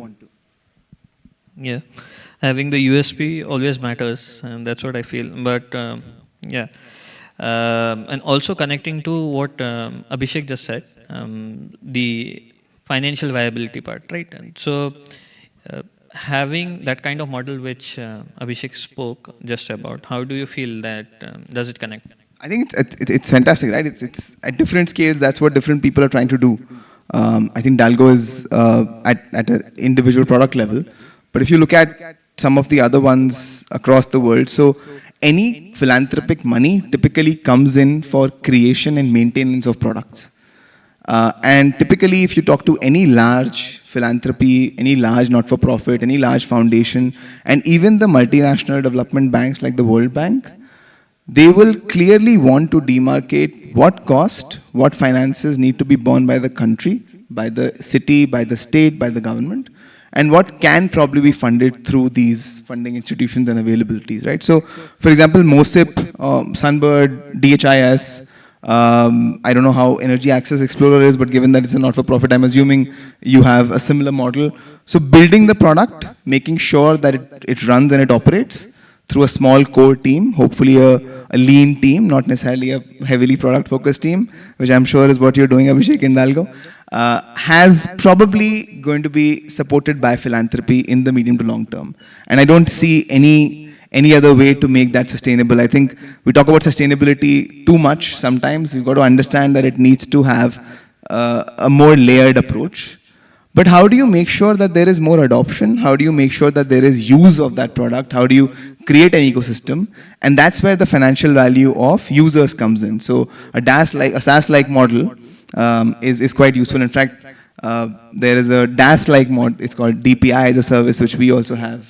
One of our sister concerns called CDPI Build. Happy to talk about it in some other conversation. But I think that model is a really good way to think about sustainability in the long run. So figure out what's the core cost for maintaining and managing the product and enhancements there. And then everything else from a deployment, infrastructure, architecture, improvement should be funded through other sources, preferably by the users. Yeah. Thank you so much. So moving ahead, Shailiza. So what kind of specific frameworks or capacity development measures have proven effective in the government side sustainability of DPGs? Really hard to think, because personally I feel like there are none. We haven't seen such examples where it has sustained. We are yet to see, because DPG as a concept is also a very new concept. We need to give it another decade to say that, okay, this thing has sustained. But like I was mentioning before, so we did work with, for example, the government of Odisha, building data-driven, evidence-based policy decision-making platforms. And we essentially built it as Samaghra, and then we had to hand it over to the government. So while handing it over to the government, in the tendering process itself, we baked in certain principles of open source. We baked in, okay, these are certain technologies that the vendor needs to be aware of. And that helped us in getting the right vendor who could then, take it from us and build on top of it and do the maintenance for at least, I think, 3-4 years. So that's the longest that I have seen a technology platform being handed over and being implemented, being built on top of it based on what the government requirements were. So at the end of the day, it really boils down to how do you really chart out those requirements, and getting the right party is very important in this case when you're getting an external vendor. If it's an internal tech team, which is a rare situation, given government departments won't have their tech team so well versed with different technologies. They might have a smaller team, but if it's an internal team, then of course it's in your control. You can control it a lot more with how they maintain it. But this was one example that comes to my mind. Okay, so while handing over this platform to the Odisha government, you said you have already given them a you have done it in a standardized format, right? After handing over the platform itself, are you doing some kind of malpractices that how the platform is sustaining down the line? Are No, you we are checking not with them? involved at all right now. So we have handed over to them, and now the government is taking And ownership of it. okay, are you looking forward to at least to understand that how it is sustaining down the Yeah, line? yeah, of course. Our team is there, but the team is working on other priorities right now. But we do have, of course, that's a very critical platform. All the data that is collected across different schemes and services that the department is focusing on, all the data is collected on that platform, and based on that, certain policy level, scheme level, budget level decisions are undertaken. So a lot of the work that we are also doing on other priorities depend on the data that we are collating from the field. So hence it's a very important platform, but we are, of course, now we have let it go and we want the government to also take that full ownership. Another example that comes to my mind now is how Digit has been used across different urban local bodies and the whole delivery of different services. So a lot of platforms have been built using the DPG Digit to deliver different services. Of course, I'm not very well versed with the nitty-gritties of how it is panning out, but they've been working with the government for a really long time, and I think that's another example of taking a building block to multiple different systems, but they also have like a program team that helps in customizing that building block for the government and then slowly handing it over to them. So it's a long process. Yeah, I guess having Gautam would have been better. He would have given us insight more about Digit as well. We had a presentation from him. But yeah, this helps. So I just asked this question only for this thing because when you're making standards while handing over the platform or making standards for the vendor itself who is going to handle the platform down the line. So probably if you are doing some malpractices, it might help you also to make those standardizations a bit better. While doing the next set of your transfers. Yeah. So that's why the question came up. But yeah, Okay. this helps. Thank you so much. Thank you. Yeah, moving ahead to Vignesh. So my next question for you will be, are the federated models or the or strategic partnerships showing promises as a sustainable pathway down the line? And what are their limits? Yeah, okay. I want to add one more thing, the community-based sustainable model as well, because we take a lot of pride in our community. And we have been running community calls, I think, every day except Sundays for like 6 years now. So we have someone from the core team always joining the call and making sure everyone is engaged. To the point that I think 3 months ago we had someone saying that I was waking up at 6 o'clock waiting for an issue so that I could do something. So and we make sure that whatever impact we are creating, we pass that down to the community. Every Tuesdays we have a call where we share impact stories, where we'll share how many patients were affected, how many doctors used it, all of that. So that we make sure that the community is engaged. And we've got a lot of tools that are built by the community as well, so as in a lot of features built by the community, so we're really proud of that. And regarding federated and, what was the other one? Sorry. Federated and... Yeah.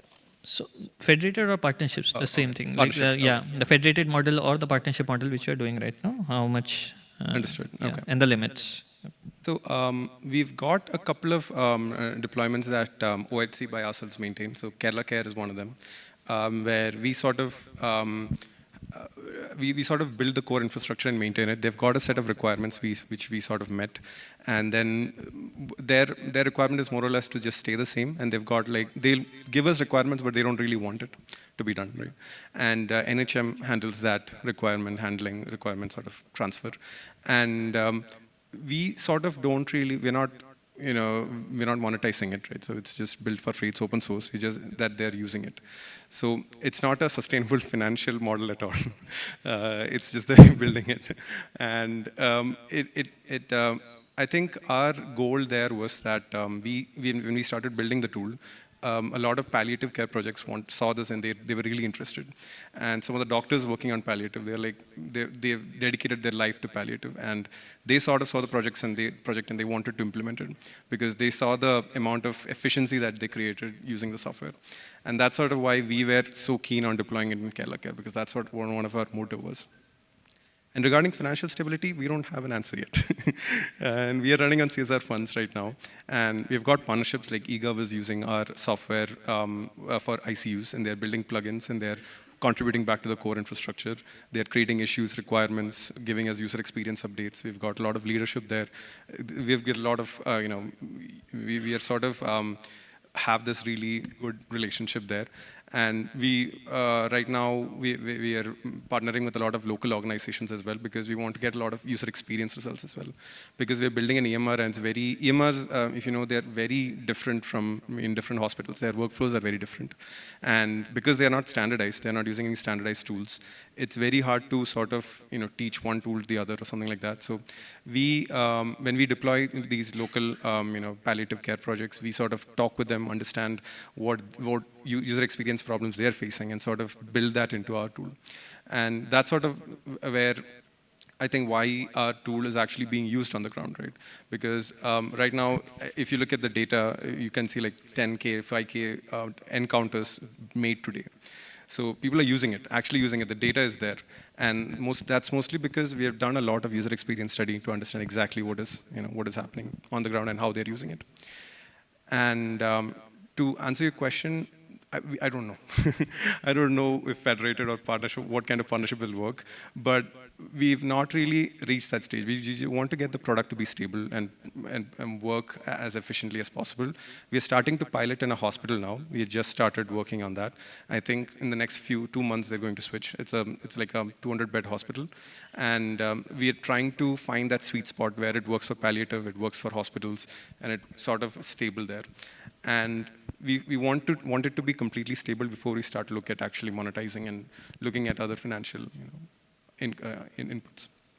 But yeah, I don't know if that answers your question. That's fine. And about the limits itself, do you feel there are any limitations to this particular model that you are working on right now, even though finances are not a part of it?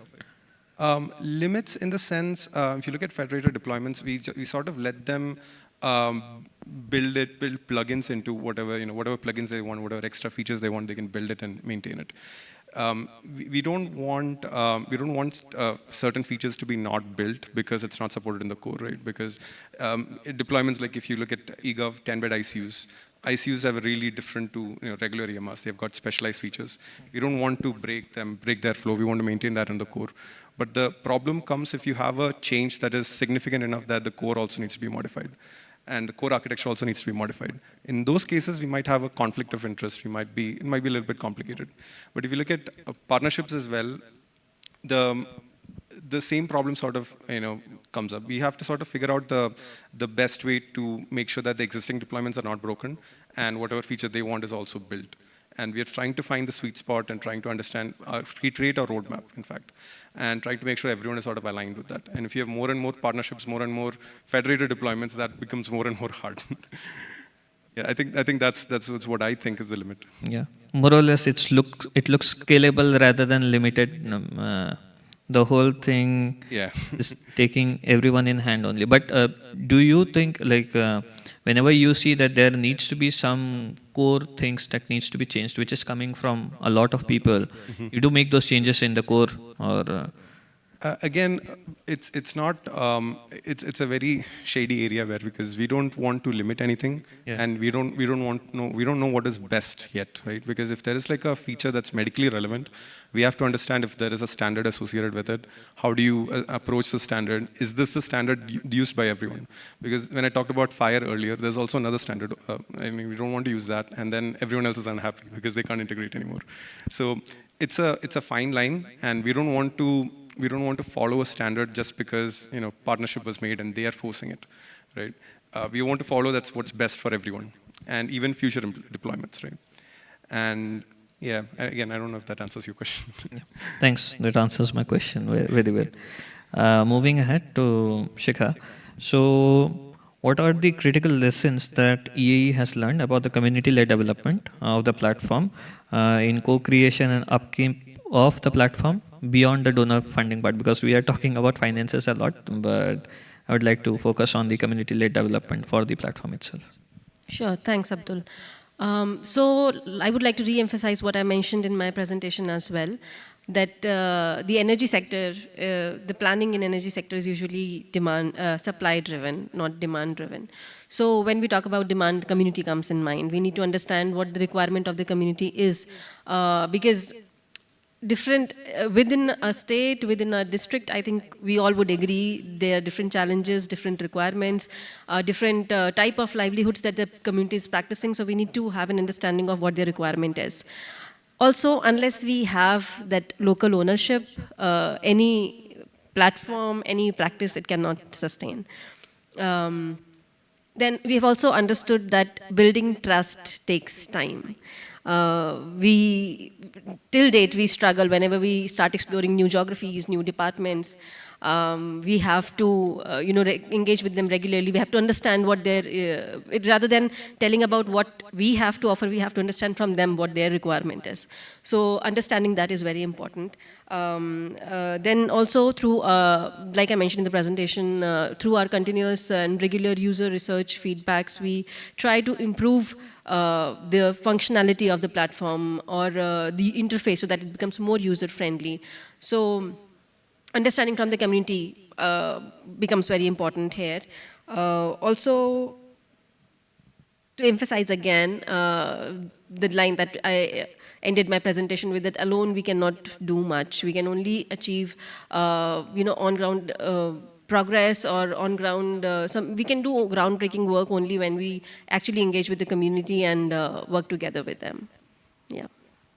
Yeah, thank you so much. I would go ahead to Abhishek once more, if I can take the mic.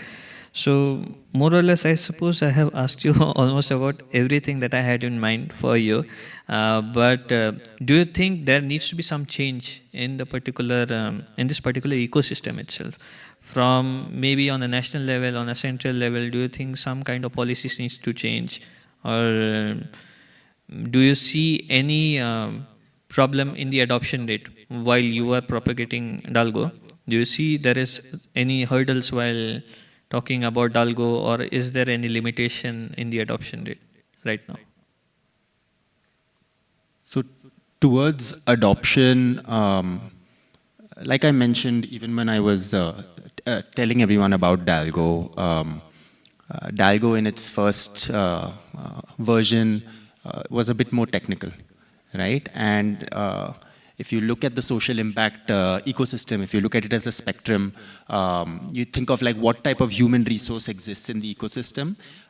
Engineers, data scientists are few and far in between, right? So I would put top 10% or less of non-profits or social impact institutions have data engineering, tech muscle, right? The large part of the landscape, the middling landscape, right? They have people working in M&E, people who work on things like Google Sheets and things like that.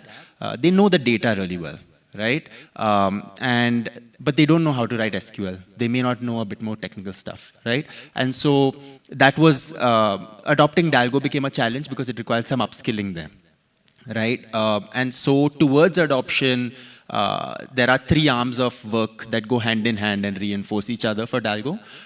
The first is product evolution. Like I was saying, in the next version of the product, it will be more self-serve. It will cater to non-technical audiences. It will cater to end use cases of non-profits, right? Wherein maybe dashboards aren't everything. Maybe my field team doesn't need to learn or have the cognitive load of looking at a dashboard. Maybe they just need a message on their phone that says, hey, this is what's happening here, or this area is in need of your urgent care.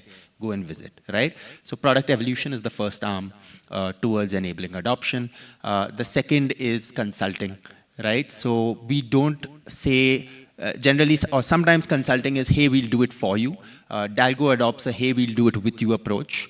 Examples of this are, for example, someone from our consulting team just visited Kenya to help SHOFCO, Shining Hope for Communities, upskill on DALGO. So training the entire team to say, hey, this is, so of course, establish the need for the platform, right? And to help enable adoption, trained their team. So they have a fairly large team. They're a fairly well-established organization in Kenya. So training everyone on how to use the platform so that at every level, everyone is able to use it, able to ask questions. There's some degree of governance and process and documentation set there. Similarly, there's this organization called Make a Difference, which works pan-India. They work in education. Another consultant from our team, Siddhant, visited them, their offices in Goa, and taught them how to use Cursor to generate SQL, right? And within a day, they were ready. And now they're able to do everything on their own. They don't consult with us anymore. They're now independent, right? So that's a second way we enable adoption. A third arm of our work that reinforces adoption is broader education. So we launched a program called the Data Catalyst program. It's in its third year now. That helps nonprofits accelerate on one data goal within 3 months, right? You say, hey, I'm here. I'm at some level. I'm digitally collecting data, but I want to level up, right? So in 3 months, we provide them expert mentors from our ecosystem, and which is to say not only Tech for Dev, but also Dasra, Goalkeep, now Fourth Wheel, 10x Impact, folks like this, right? They come in as mentors. They mentor these NGOs to level up in those 3 months, right? They meet in person twice in 3 months, and that helps them evolve and then in turn adopt better practices. Related to this and the community aspect, right? That's also crucial for adoption. This thing, right? So we started Data Catalyst program on our own. Now so many partners have come in. There are 3 now parallel programs similar to the Data Catalyst program that I've started. So that is with the lens of Tech for Dev, building the ecosystem for social impact.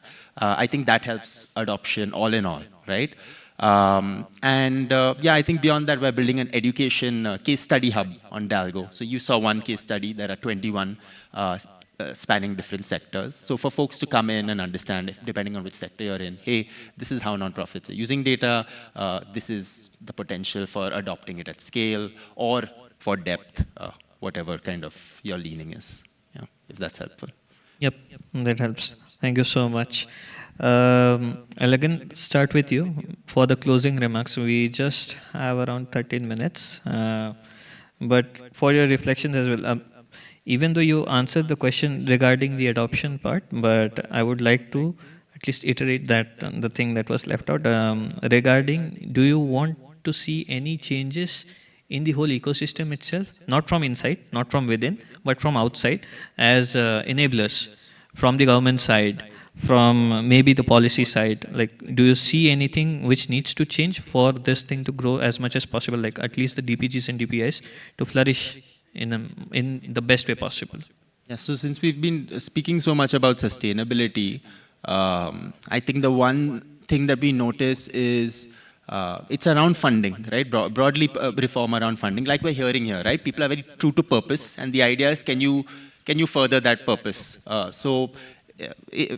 Within that framework, what would help is then if it's for products like these, for there to be long-term, unrestricted, only outcome-oriented funding, right? Not one-year funding that says these should be your inputs, these should be outputs, this is what I want to see, but more trust-based, long-term, because it takes time for things to evolve, to enable adoption, to give freedom to stay true to cause. So that would be from a platform perspective funding. And for non-profit funding, something we notice at Tech for Dev is that non-profits sometimes take funding for tech. And that to us does not make sense. We think, from an external perspective, from an internal perspective, nonprofits should not seek it only for tech, because the moment the funding dries up, the tech adoption dries up, right? But from a funder perspective, they should have that, I think, openness and willingness to fund overall and allow for tech to be a vertical or an overhead or a line item under that funding, right? And not to say that would not come under it. And again, for it to be trust-based, long-term, outcome-driven. I think that would... Yeah. Thank you. I'll come to Shikha with the same question itself. Like, how do you see, like, what should be the change? He has already spoken about the funding aspect. You can iterate on it much more, or would you like something else to change within the ecosystem? Apart from, like, not looking at it from an internal perspective, but from an external perspective, what should change in the ecosystem for making these adoptions a bit more higher? Sustainability, which is the main topic of this particular panel.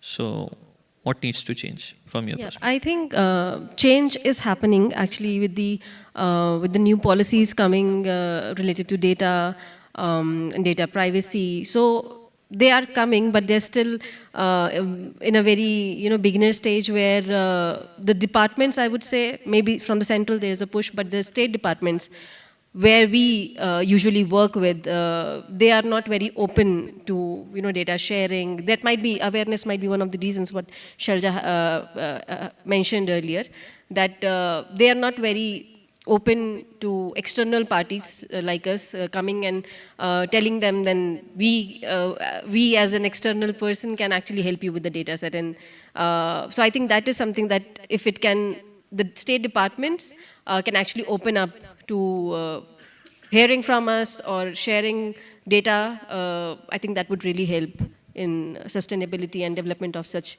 initiatives. Thank you. Coming to Vignesh, same question.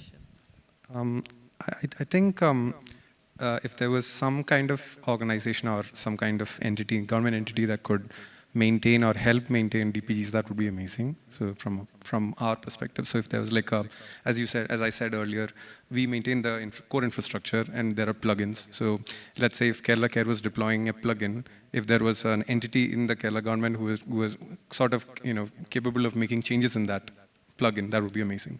So there's like the startup mission in Kerala, there could be something under that, or something similar that could just, you don't need to maintain the entire infrastructure, just the plugin and just create issues for all I care, right?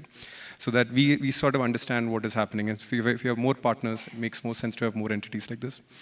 And we had a lot of contributions from college students. So if there was some kind of credit program that could say, instead of taking the subject, just contribute to a DPG, complete this feature, you get 4 credits. Something like that. So we actually had students interning with us, building features, and we would sort of pass this internship to them, and they could use this as credit, college credit. Something like that mandated at a national level, that would be like a huge thing for DPGs. There would be a lot of contributions incoming. And I don't know about the finance bits of it, but so I'll just leave it to the others for that. Yeah, that works. And funny, you spoke about the educational institutions part, that they can also play a role in contributing to the DPGs, because yesterday only we had a conversation regarding this thing only. The same aspect, that people, like at least the students, they can do live projects by helping the DPGs itself in contributing towards the betterment, because they have the capabilities, and it's a win-win situation for both the parties, that they are also contributing to this space, they are getting a hands-on experience, and probably they can be absorbed into this whole space later on down the lines, because it's a fast-moving space, and we don't know how it is going to look ahead. Like we don't know even 3 years ahead also how it's going to look. Yeah. And just to add to that point, all the engineers in the core team, except 2 of them, were student collaborators, contributors, who we hired. So this is sort of the model that we follow as well. Yeah. And it's a learning. to enforce it. Yeah, it's a learning that we should take away from this thing. So yeah, coming to Shailiza. So what are your inputs in this thing? Do you feel like what kind of changes needs to happen within the ecosystem? 2 things I wanted to mention. One is building upon what Vignesh mentioned on, being able to maintain the core of the DPG, because currently all the DPGs are being built using philanthropic funding across, or maybe the governments are building it themselves. But beyond a point, the funding is going to dry up. So what are we going to do with, who is going to maintain these DPGs, these code pieces that are there out in the open source? So we need to figure something out for that. I don't know what can be done. I'm not sure if the government will have enough capability to be able to maintain that. But for example, one of the initiatives that I lead is the Code for GovTech initiative, which is exactly what Vignesh was saying, that students coming in and contributing to these DPGs. We have also been trying to explore the whole credit course model, but doesn't work out because different universities have their own, different methodologies of approving what a credit would be.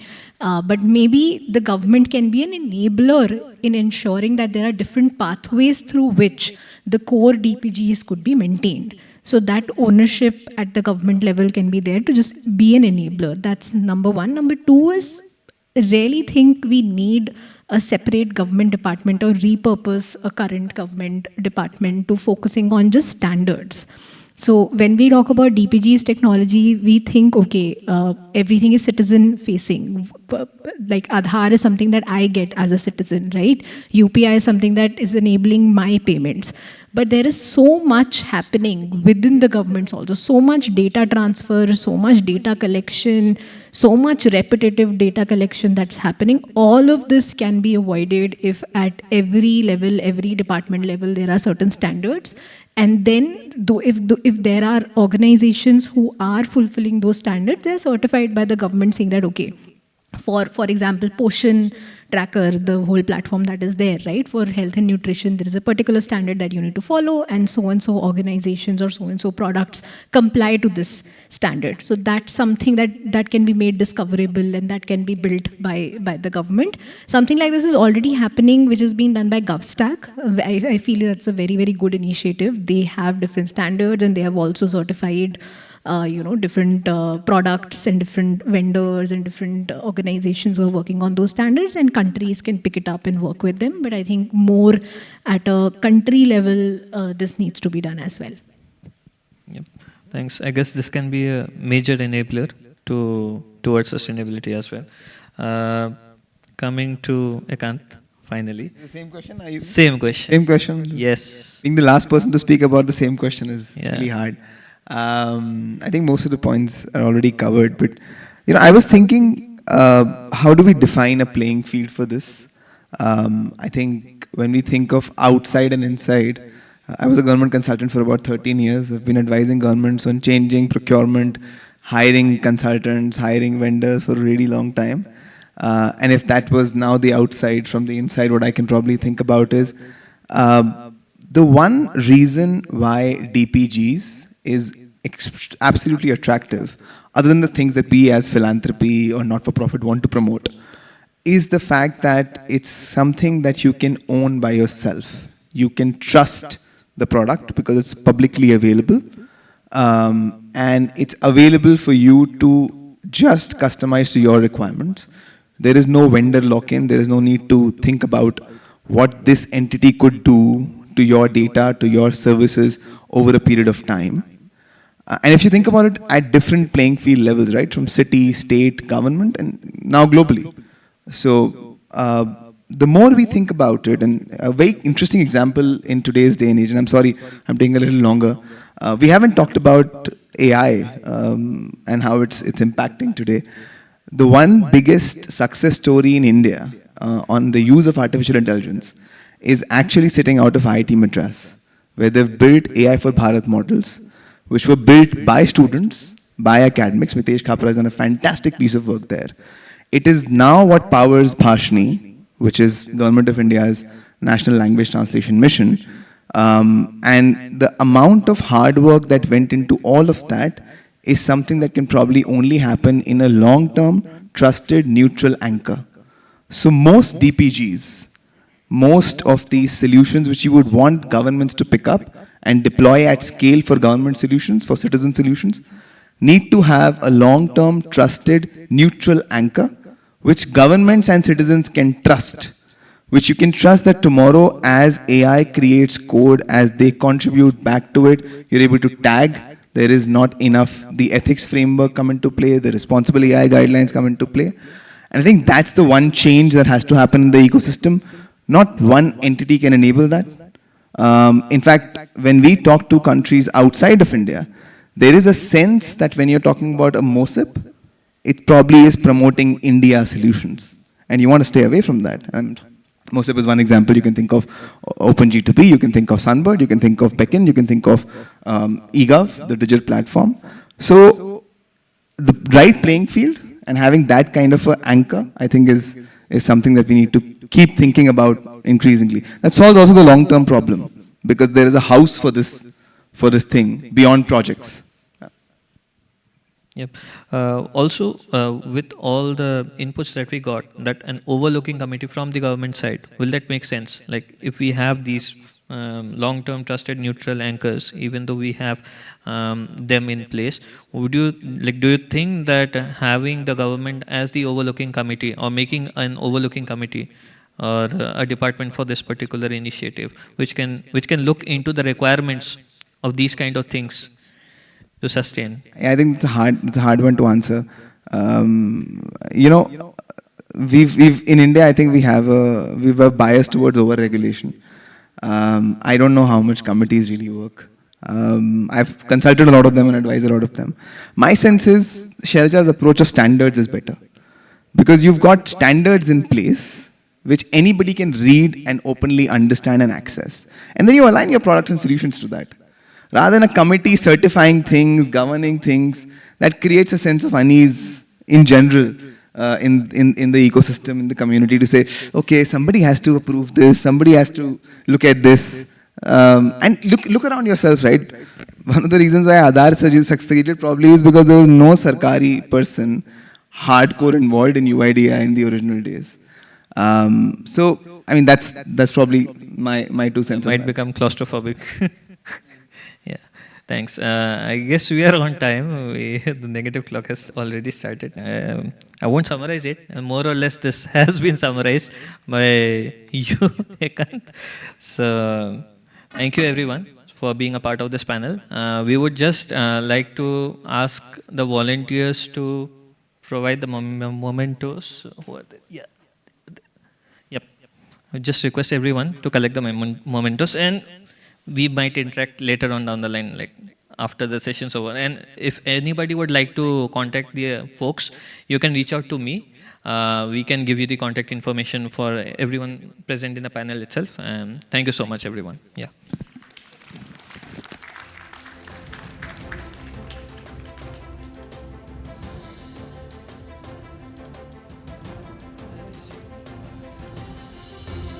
Yes, the volunteer for providing the mementos.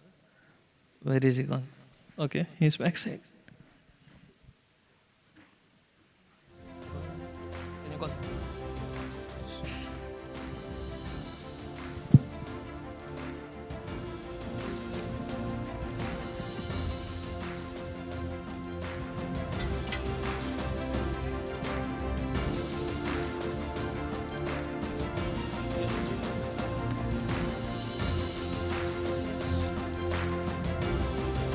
Shikha, please come forward.